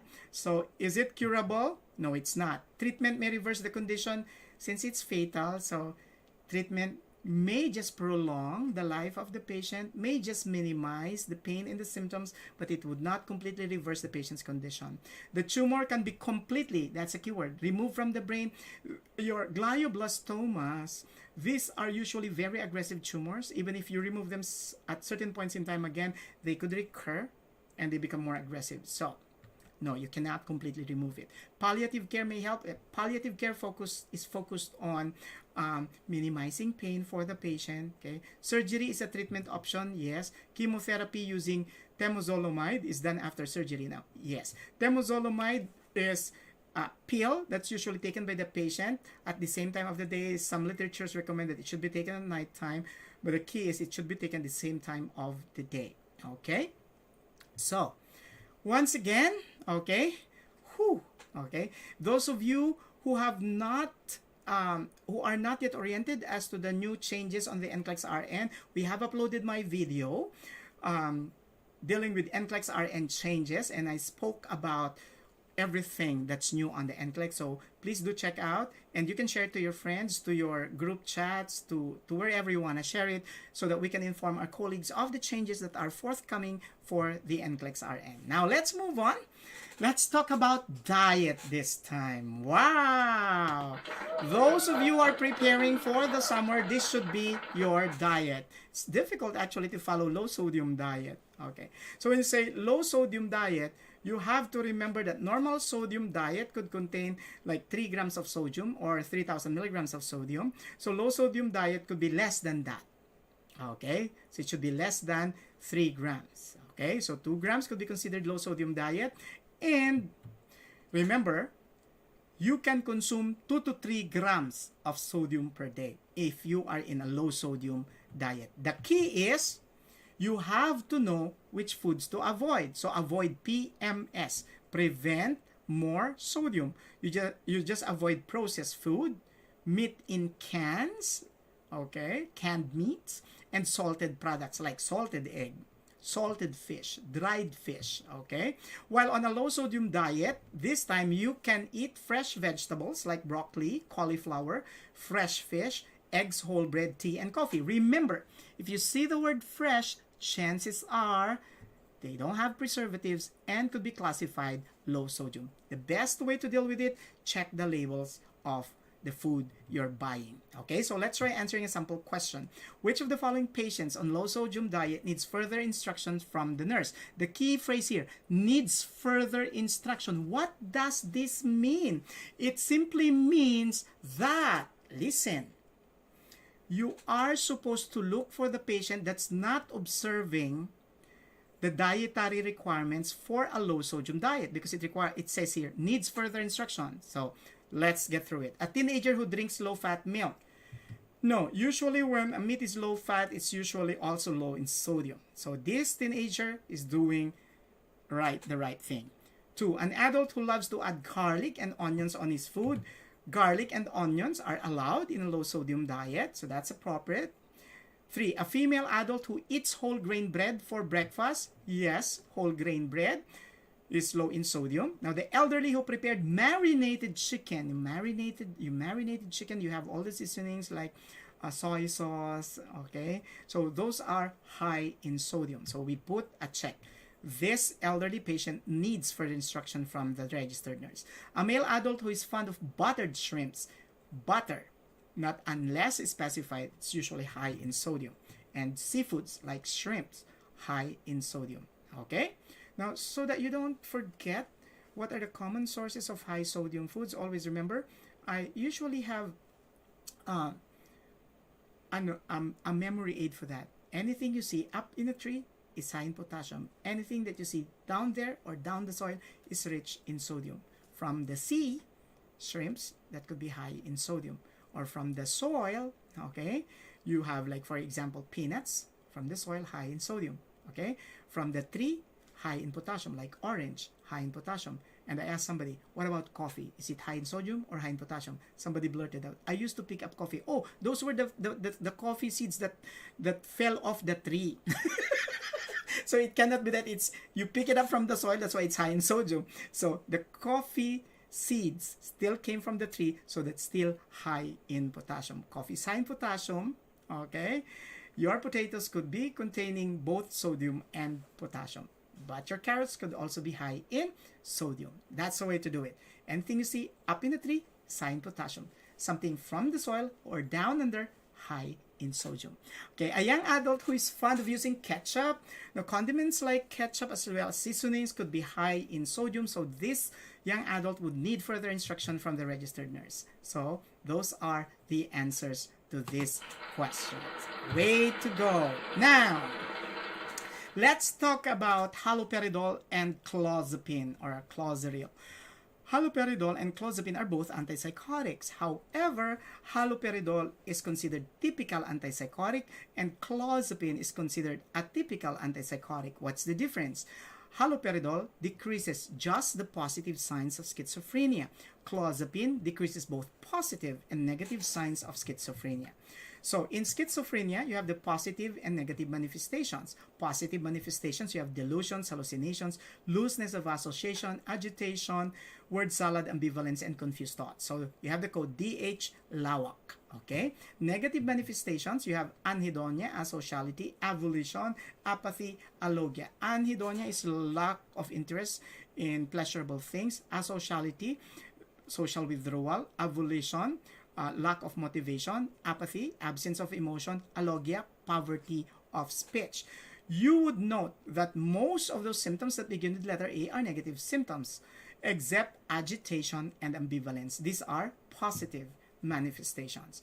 So, your typical antipsychotics like Haldol would just decrease the positive manifestations. They will not have an effect on the negative manifestations. However, for clients who are taking atypical antipsychotics like clozapine, both the positive and the negative manifestations could be addressed. So therefore, we can say that your atypical antipsychotics like clozapine are more encompassing. The only danger with clozapine is that it decreases the WBC count or the neutrophil count. So the patient becomes at risk for leukopenia or neutropenia. So when a patient's taking clozapine, you have to monitor the WBC count or the absolute neutrophil count on a weekly basis. And the normal ANC should be more than 1,500. If the absolute neutrophil count falls below 500, so the patient may be having severe neutropenia, you do not give the medication anymore. If you still give it, you can be held liable for malpractice. So let's move on. Typical antipsychotics will decrease the positive symptoms of schizophrenia. Atypical antipsychotics will decrease both positive and negative symptoms of schizophrenia. Therefore, here is a SATA question as requested by Jabberwocky Nurse. Okay, which of the following, I hope I satisfy your request and your need for this. And as I've been saying, I'm here for you guys. I'm for everybody's consumption. Not literally, of course. Okay, which of the following statements made by a client taking haloperidol for schizophrenia indicates improvement of the symptoms? First, this question is asking you to do three things. You have to know what haloperidol is. It's an antipsychotic. Second, you have to know the symptoms of schizophrenia being targeted by haloperidol. Remember, haloperidol is a typical antipsychotic. It would just decrease the positive symptoms, not the negative symptoms. Okay? And third, you have to analyze and align the patient's statements with the signs and symptoms of schizophrenia. So in essence, this question is asking you to recall definition of terms and laymanize it. Way to go, just to answer one question. But whenever you are given this type of question, or you encounter this question, or this question pops out of your computer screen, what you need to do is to say, thank you, Lord. Because once you are getting more difficult questions, that means you are going up the ladder of Bloom's taxonomy, and chances are you're gonna hit the passing mark. Okay? So, I begin to enjoy sex again could be a manifestation that the patient is no longer having anhedonia, because sex is a pleasurable experience. So those with anhedonia don't enjoy the pleasure that comes with sex. So the fact that the patient says, I begin to enjoy sex again, so which means the drug is effective. However, anhedonia is a negative symptom. It is not a positive symptom, and haloperidol only works for positive symptoms. So it's an X. You see, this question is difficult to analyze. Okay? 2, I'm surprised to note that I can converse longer now. Okay. The ability to converse means the patient is not having poverty of speech. Poverty of speech is alogia, which is a negative symptom. Once again, your haloperidol would not be able to change alogia. So we put an X. My friends notice my emotions are back. So this is an absence of apathy. Once again, apathy is a negative symptom. Haloperidol will just cause the improvement of positive symptoms. So we put an X. I don't hear voices anymore. This indicates hallucinations. Okay? So this is one of the positive symptoms that's targeted by a typical antipsychotic, haloperidol. Okay? Put a check. My thoughts are no longer racing. So looseness of association could be one of the symptoms that could be targeted by your haloperidol, which is your typical antipsychotics. So once again, yes, this is an improvement of looseness of association. We put a check. And I don't get jittery anymore. Now, a patient with schizophrenia will have agitation, anxiety with restlessness. They describe this as having jittery feelings. And that's one of the positive symptoms being targeted by haloperidol, which is your typical antipsychotic. So we put a check. This question is difficult, but guys, I would not be beside you telling you how to do this. That's why I'm telling you now. If you can just experience auditory hallucinations and hear my voice when you take your test, then that would be a perfectly fine experience. But if you still hear my voice even after days before you've taken the test, you please do send me an email and I'll refer you to a good psychiatrist. Okay? Please understand your concepts, and the only way to deal with this is to have your functional concepts. Okay? Now let's talk about cord prolapse. Cord prolapse occurs in, remember, BP cup. Breech presentation, prematurity, change in fetal presentation, artificial rupture of membranes, and polyhydramnios. When you say polyhydramnios, the amount of amniotic fluid is usually beyond normal. The range of normal amniotic fluid would be from 400 to 600 ml. Some literature would extend it up to 800 ml. So if you have more than 600 to 800 ml of amniotic fluid, then the patient's having polyhydramnios. Okay, so let's begin. Cord prolapse could lead to fetal hypoxia. That's why it is a level 1 priority. What do I mean by that? When a patient has cord prolapse, then consider the patient as your priority patient, because cord prolapse is a level 1 priority. So what do we do when cord prolapse occurs? Do not touch the cord to reduce vasospasm. Do not handle the cord. Okay? What you could do is to place the client on a left lateral recumbent or knee chest position, or put a pillow under the client's hip. Okay? And then manually elevate the presenting part. It's the presenting part that you need to handle, not the cord. Handling the cord may cause vasospasm. Okay? So manually elevate the presenting part. So here we go. Let's try answering a sample question. Which of the following clients may become at risk for cord prolapse? 28-year-old pregnant client with approximately 600 ml of amniotic fluid in a previous pregnancy. So it's not talking about the present pregnancy. It's talking about a previous pregnancy. So no. And 600 ml still within the normal range of 400 to 800. That's okay. So remember, polyhydramnios is a risk factor when you have an excess amniotic fluid. So 600 still falls within the normal range of 400 to 800 ml. Okay, 23-year-old who is delivering a single full-term baby. So you have here single full-term baby, no. Okay, that's not a risk factor. 3, 28-year-old who had vaginal spotting in the first trimester of pregnancy. Vaginal spotting in the first trimester of pregnancy is just implantation bleeding. Okay, so no, the patient's not at risk. 4, 24-year-old pregnant client with history of abortion. Could we consider this? We did not identify this as a potential risk factor. However, it could be. Yes. Number 5, a 27-year-old multipara who will have a baby who is small for gestational age. Yes. And a 25-year-old primipara who will deliver a baby in breech presentation. Yes.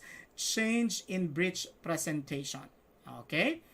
Okay. Pay particular attention to options 5 and 6. Okay. However, option number 4, it could be, but if you would ask me, this has yet to be proven by a lot of studies, but potentially it could be. Okay, because if you're going to take a look at the history of the risk factors, okay, there is a potential, okay, that the patient who has developed that may already have problems with the uterine lining. Okay, so let's move on. Let's talk about motor vehicular accident in a pregnant client. Okay. Now, what is difficult is that sometimes we are asked a question that goes this way. A pregnant client who's not wearing a seatbelt met a car accident. Okay. Which of the following will the nurse anticipate as interventions for the patient? That's quite a difficult situation to deal with. So here we go. So always remember that vehicular accidents during pregnancy can lead to MBA, miscarriage, birth defects, and abruptio placenta. Here we go. This is what's important for you to note. The immediate assessment that you have to perform would be something that would focus on signs and symptoms of either miscarriage, okay, there's going to be bleeding, or abruptio placenta. There's going to be dark red vaginal bleeding that comes with abdominal rigidity and pain. Okay, so let's try answering a simple question. A nurse is providing discharge instruction to a pregnant client after a prenatal checkup. Which instructions will the nurse need to provide the client to decrease the risks of complications associated with motor vehicular accident during pregnancy? Always wear the seat belt. That is correct. However, don't stop. While driving with the airbags off, no. The airbags should be on. Okay? Okay, so if a part of a possible answer is wrong, the entire option becomes wrong. Okay. Number 2, assessment of fetal well-being must be done after a car accident. Yes, that's a priority. Prepare for ultrasound after a car accident. Yes, ultrasound as well as your Clay-Hoyer-Beck test should be done, because your Clay-Hoyer-Beck test is done to measure the degree of feto-maternal bleeding that occurs. Okay, and your Clay-Hoyer, that's K-L-E-I, okay, H-A-U-E-R-B-E-T-K-E, Clay-Hoyer-Beck test, okay, is usually done to determine the degree of feto-maternal bleeding or hemorrhage, regardless of RH status, because your Clay-Hoyer-Beck test is used to validate RH incompatibility between the fetus and the mother. However, in this case, when there's motor vehicular accident, it is used to determine feto-maternal bleeding. Okay, keep the client flat if cardiopulmonary resuscitation is necessary. No, this is not usually done. I'd show you what's the proper position in a while. Report dark red painful vaginal bleeding that occurs after a car accident. We can consider that. That could be indicative of abruptio placenta. So here we go. The functional concepts that will help us to answer those questions. When a pregnant client experiences trauma, the priority is to assess maternal status. Note for cardiac arrest, if the patient is unresponsive, if there's loss of airway or respiratory arrest, or if the BP is less than 80/40, or the heart rate is 50 or more than 140 beats per minute. So whether the heart rate is low or high, that should be a cause for concern. If any of these occur, okay, so any of those we mentioned occur, implement advanced cardiac life support. If maternal injury is greater than minor, bruising, lacerations, or contusions, refer to the trauma team. Okay. However, if there are no maternal injury, perform brief fetal assessment. So the priority would be in trauma would be maternal assessment.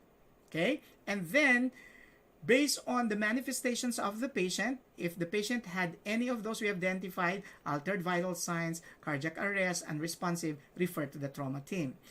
If there are no maternal injuries, then that's the time you focus on fetal assessment. Okay, so if the mother is more than 20 weeks gestation, monitor the contractions. Why is it important to monitor the contractions? If you have fewer than 3 contractions per hour, monitor for 4 hours, then discharge. That simply means that the contractions could be a reaction to the trauma. However, if after the trauma, 3 to 7 contractions per hour occur, okay, so if it's less than 3, monitor for 4 hours, then discharge. If the contractions could be 3 to 7 per hour, then monitor the patient for 24 hours. That could be potentially indicative of preterm labor or preterm delivery. And then after 24 hours, if the patient stabilizes, then discharge. Okay. Now, to perform CPR in a pregnant client, the left lateral uterine displacement is required, which simply means you tilt the body of the pregnant client 25 to 30 degrees. This is how you do it. Okay. You tilt the body 25 to 30 degrees. Okay. Or you could do manual uterine displacement. Okay. To the left side. Okay. Before performing CPR. That is to preserve the fetal-maternal circulation. So all standard medications and defibrillation regimens in ACLS may apply. So the change would just be on the positioning of the patient. In regular CPR, we usually put the patient flat. Okay, so having those knowledge now, always remember also that abruptio placenta is a level 1 priority. Let's go back to the question. Always wear the seatbelt while driving with the airbags off. The airbag should be on. Assessment of fetal well-being must be done after a car accident. Yes. Prepare for ultrasound after a car accident. Yes. Ultrasound is a diagnostic test of choice for bleeding disorders like abruptio placenta. However, if you want to determine fetal-maternal bleeding, okay, then Clay-Hoyer-Beck test is done. Okay. Request for discharge if there are 3 contractions in 1 hour after the accident. No. If there are 3 contractions in 1 hour, do not discharge the patient right away. You have to monitor for at least 4 hours. Keep the client flat if CPR is necessary. No. We tilt the bed 25 to 30 degrees. Report a dark red painful vaginal bleeding that occurs after a car accident. Yes. This is just a lot. Okay. I know what's in your mind. You're saying, sir, I have to watch this again. Yes, definitely. You can watch this again through our YouTube channel, Gapuz Mentor. So, here's Cynthia Wawiru, who gave us a very good feedback. Almost gave up at first, but good lecture, sir. Okay, thank you. So, she got inspired by what she saw. And she was actually pertaining to video NCLEX QuickFix session number 11. That's going to be prioritizing and delegation. Oh, that's the video with my house tour. I opened my house to everyone. Not really to show it off, but to inspire everybody. You get to see the old house that my parents and I lived in. And then eventually what it looks like now after being supported by all of you guys. That's why my heart goes for all of you. I am here because this is the only way I can share my God-given knowledge at this time of the pandemic. I was thinking, how can I make a difference in the world? And God gave me so much as my reward from enhancing my God-given talents. And this is my way of giving it back to you. That's why I'm here. And I hope you'll get inspired and would really persevere and push yourself to reach your dream. And you can only do it yourself. I can only help you do it. I cannot do it for you. Okay? So, let's move on to another NCLEX QuickFix topic, and it's going to be voiding cystourography. So, first, let's have a sample question. Which of the following statements about preparations for voiding cystourethrogram should the nurse provide the client? 1, the test is completely painless. 2, assessment of allergies necessary. 3, the test will involve taking images of the urinary system. 4, the use of x-ray is the only way to do the test. 5, the use of sedatives is not a part of the test. And 6, it can detect vesiculo-ureteral reflux. To answer those, we need the help of our functional concept. Okay? Concepts rather. The savior. Okay? In voiding cystourethrogram, the bladder is filled with a liquid contrast medium. So it uses x-ray or ultrasound. there's two ways you can do your voiding cystourethrogram, either through the use of X-ray or through the use of ultrasound. Next, voiding cystourethrogram helps check the bladder size, shape, and blockage of the urinary path. It can also detect vesiculo-urethral reflux. In essence, this would be the data that your provider can obtain.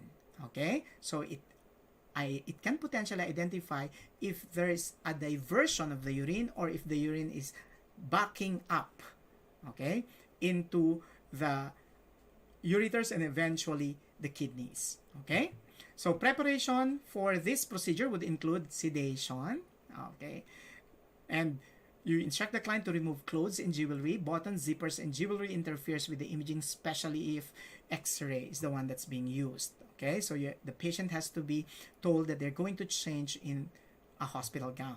So during the procedure, instruct the client to keep still or to lie still.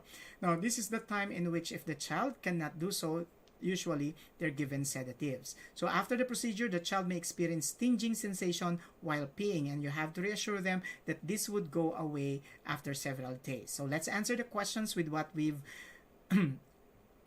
recalled from our functional concepts. One, the test is completely painless. We cannot say that it's completely painless because the insertion of the catheter would usually cause discomfort. So it's an X. Assessment of allergy is necessary. Yes. Okay. The test will involve taking images of the urinary system. Yes. The use of X-ray is the only way to do the test. No. We said a while back that we can also use ultrasound. Okay, the use of sedatives is not a part of the test. No, sedatives could be given. That's the reason why sometimes parents are allowed to be with their children if they're having this procedure. And it can detect vesiculo-urethral reflux. Yes, that's the backflow of urine up into the urinary system. Okay, now, way to go. We're learning, and we're learning fast. Let's move on and let's talk about your peptic ulcer disease. So, in peptic ulcer disease, risk of bleeding increases after age 65. Actually, the risk for bleeding begins to increase when you reach age 40. So, it goes higher and higher and higher and higher as we advance in terms of age. So, there's really a lot of things that could be going on as you age. So, the most important thing is take care of yourself. Don't lose yourself on anything. Don't lose yourself on popularity. Don't lose yourself working for the material rewards. Don't lose yourself socializing so much. Therefore, you're losing your real friends. Your priority is to balance your life. You don't need an excess of everything. Would you care to have the biggest house if one day you get a lump on your breast? Would you care about having all those flashy cars if one day you can no longer walk? The essence of living is in contentment. And when you are content with what you have, you are happy. And the only way you can do that is to take care of yourself. Do not focus with what you see that others are posting on social media. Always remember, as I'm saying, ang social media at ang Facebook ay nagiging mundo ng kasinungalingan because some people are just posting things there. They post their pictures with a car that they have rented. Remember, in the States, you can rent a car and drive it. So you can drive one like BMW for one weekend and then Mercedes for the other weekend and then post it on your social media. And when your friends say, wow, you got all those cars. And then when they visited you personally in your place, they would say, where are the cars? And you would say, oh, I just said I drive them. I did not say I own it. I own them. Okay. So the most important thing in life is being content with what you have. You have time to have a good night's rest or an early afternoon nap after lunch. You have time to take a look at yourself in the mirror, better yourself, and you have time to take care of your health. That's the essence of living. It's not about being in the rat race, because at the end of the day, even if you finish first in the rat race, you're still a rat. It doesn't change anything. Okay, so what are the common causes of peptic ulcer disease? So the common causes includes your Helicobacter pylori infection, chronic intake of non-steroidal anti-inflammatory agents, or your selective serotonin reuptake inhibitors, which are a type of your antidepressants, and of course your steroids. Spicy food, stress, and smoking could also be risk factors. The most common ones among these would be your infection with Helicobacter pylori. Okay, now, two common types that you have to remember of peptic ulcer disease. You have gastric or duodenal. Gastric ulcer usually affects the stomach. Duodenal usually affects the intestines. But in both conditions, you have the symptoms PBB. There's going to be pain, bloating, belching. Your gastric peptic ulcer disease, the pain usually occurs immediately after a meal. Then when you vomit, it relieves the pain. The pain is usually daytime. Okay? Duodenal ulcer, the pain occurs 2 to 3 hours after a meal.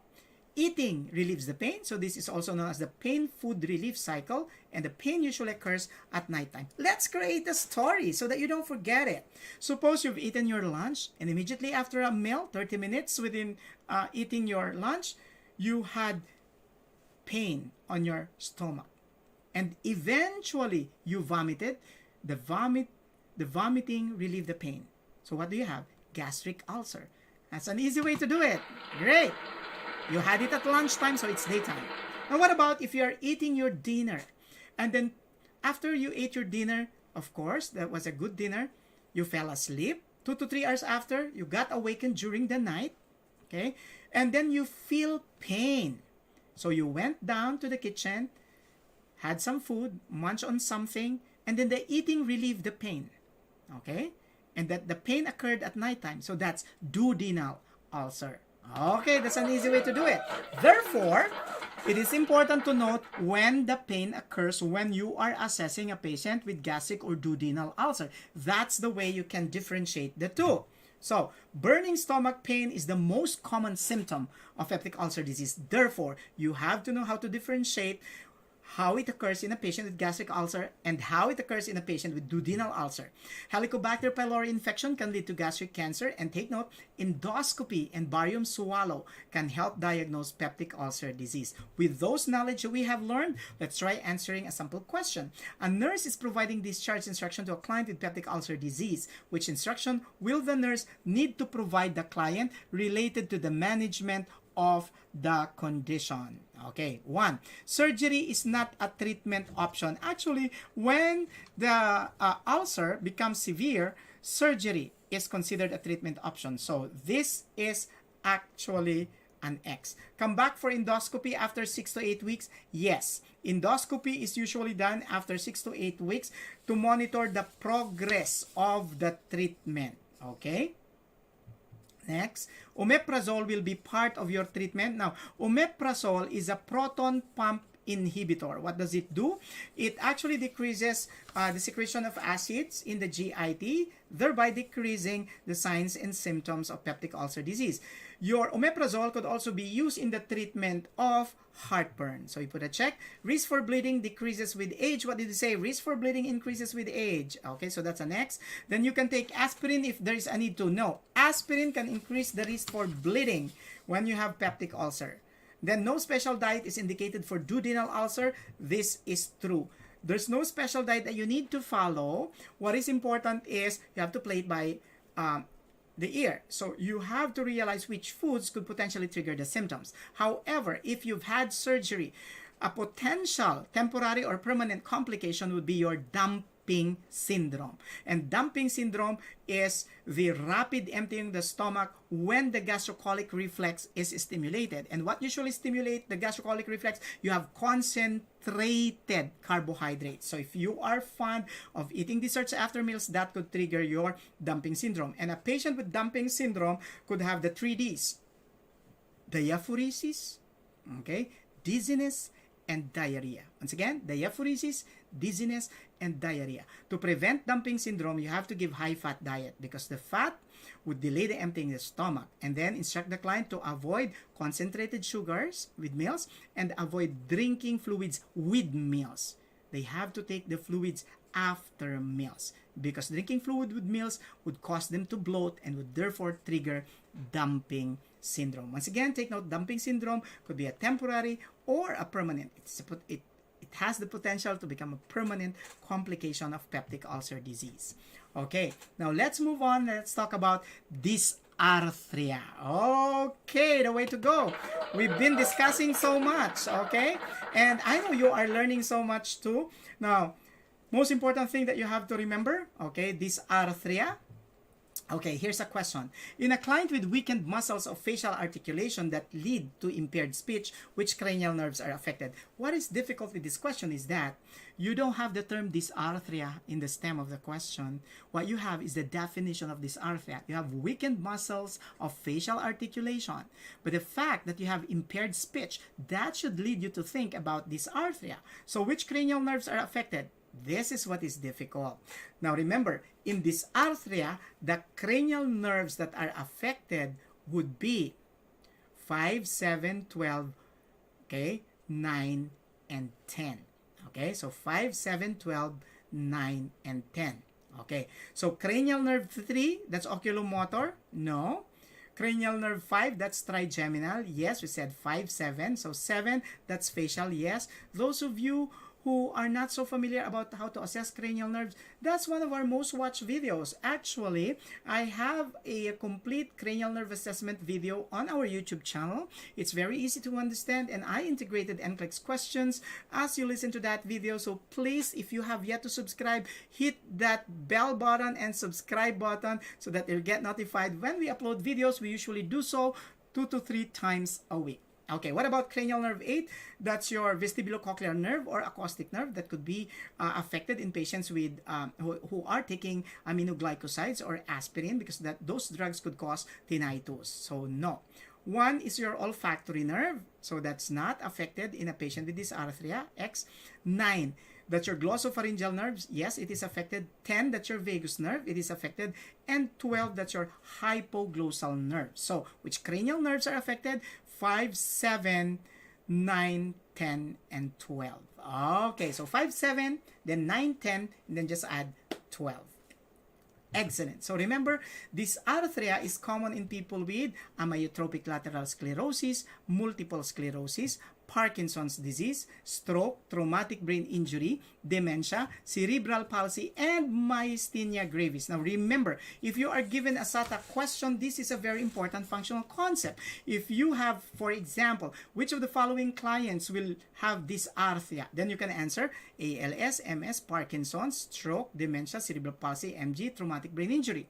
And the priority in a client with dysarthria would be to establish communication. So a client with dysarthria may have difficulty controlling the muscles for speech. Therefore, the main symptom of dysarthria is the change in the way a person talks. So dysarthria may result to slurred or slow speech, quick but soft speech. So it does not just result to slow speech, it could also result to quick but soft speech, mumbled or robotic speech, hoarse, breathy, or nasal voice. A client with dysarthria should be referred to a speech language pathologist. So to assess speech muscle movement in a client with dysarthria, ask the client to, okay, this is how it's done.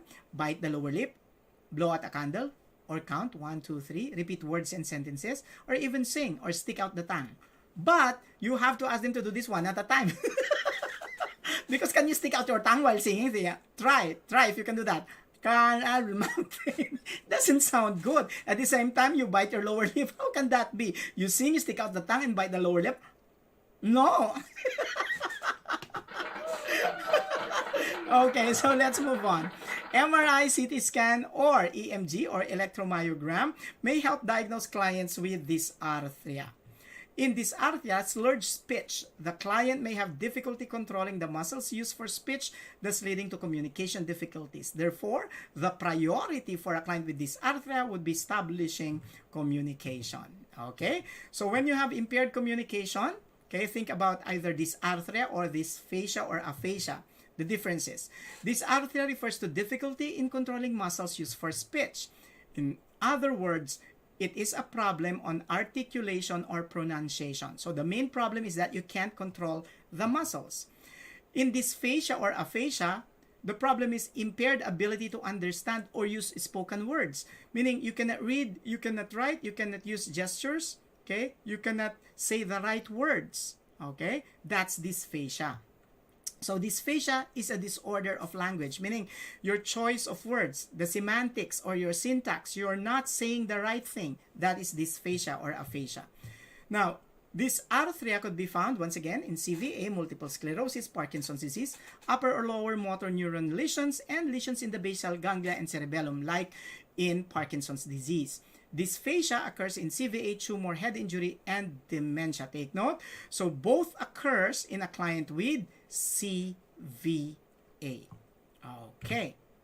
So in both conditions, you need to refer the patient to a speech-language therapist. So apraxia of speech is the loss of ability to plan and execute the oral motor task needed in order to speak.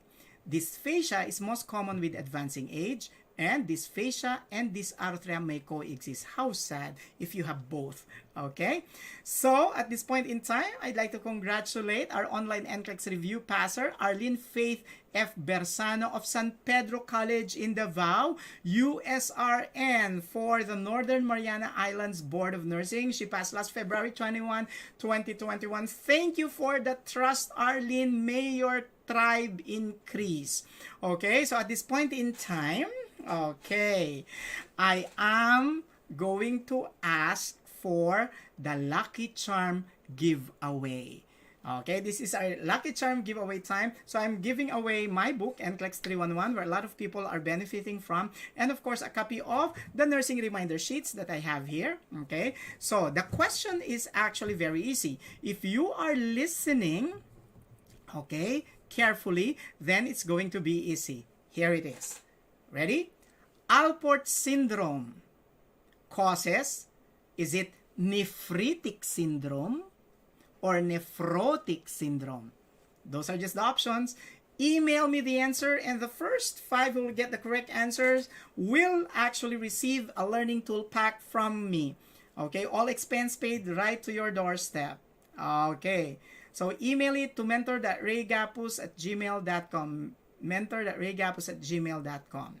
Okay, so it's gonna be, once again, okay, Alport syndrome causes, is it nephritic or nephrotic syndrome? So what we learned today, it takes more than mastery of facts to pass the NCLEX. You need to be reflective on what you are reading. So this is Mentor Ray. Oh, this is not the end of our session. We just finished session 17, but session number 18 will come in within 5 minutes, okay? This is your Mentor Ray saying, oh, that's me with my classmates in Pennsylvania. Functional concept a day keeps your NCLEX-RN fears away. So if you love this video, please don't forget to subscribe and hit the like and bell buttons. And don't forget, okay, I'll have another QuickFix session. That's going to be session number 20. On April 10, okay, in the Philippines and India, and April 9 in California and New York. Once again, please do log on to the next link. We're gonna have NCLEX QuickFix number 18 in 5 minutes. So let's learn together. If you have any requests which you may want me to cover in my future videos, send it to my email, mentor.raygapuz@gmail.com. Okay. So QuickFix session 18 will come in next in a while. Don't forget to log on to your to the link that is given on the description box. Okay, description box of session number 17. Click on the next link so that it goes directly to our session number 18. Happy learning, colleagues. Thank you for listening. NCLEX QuickFix 18 coming up in 5 minutes.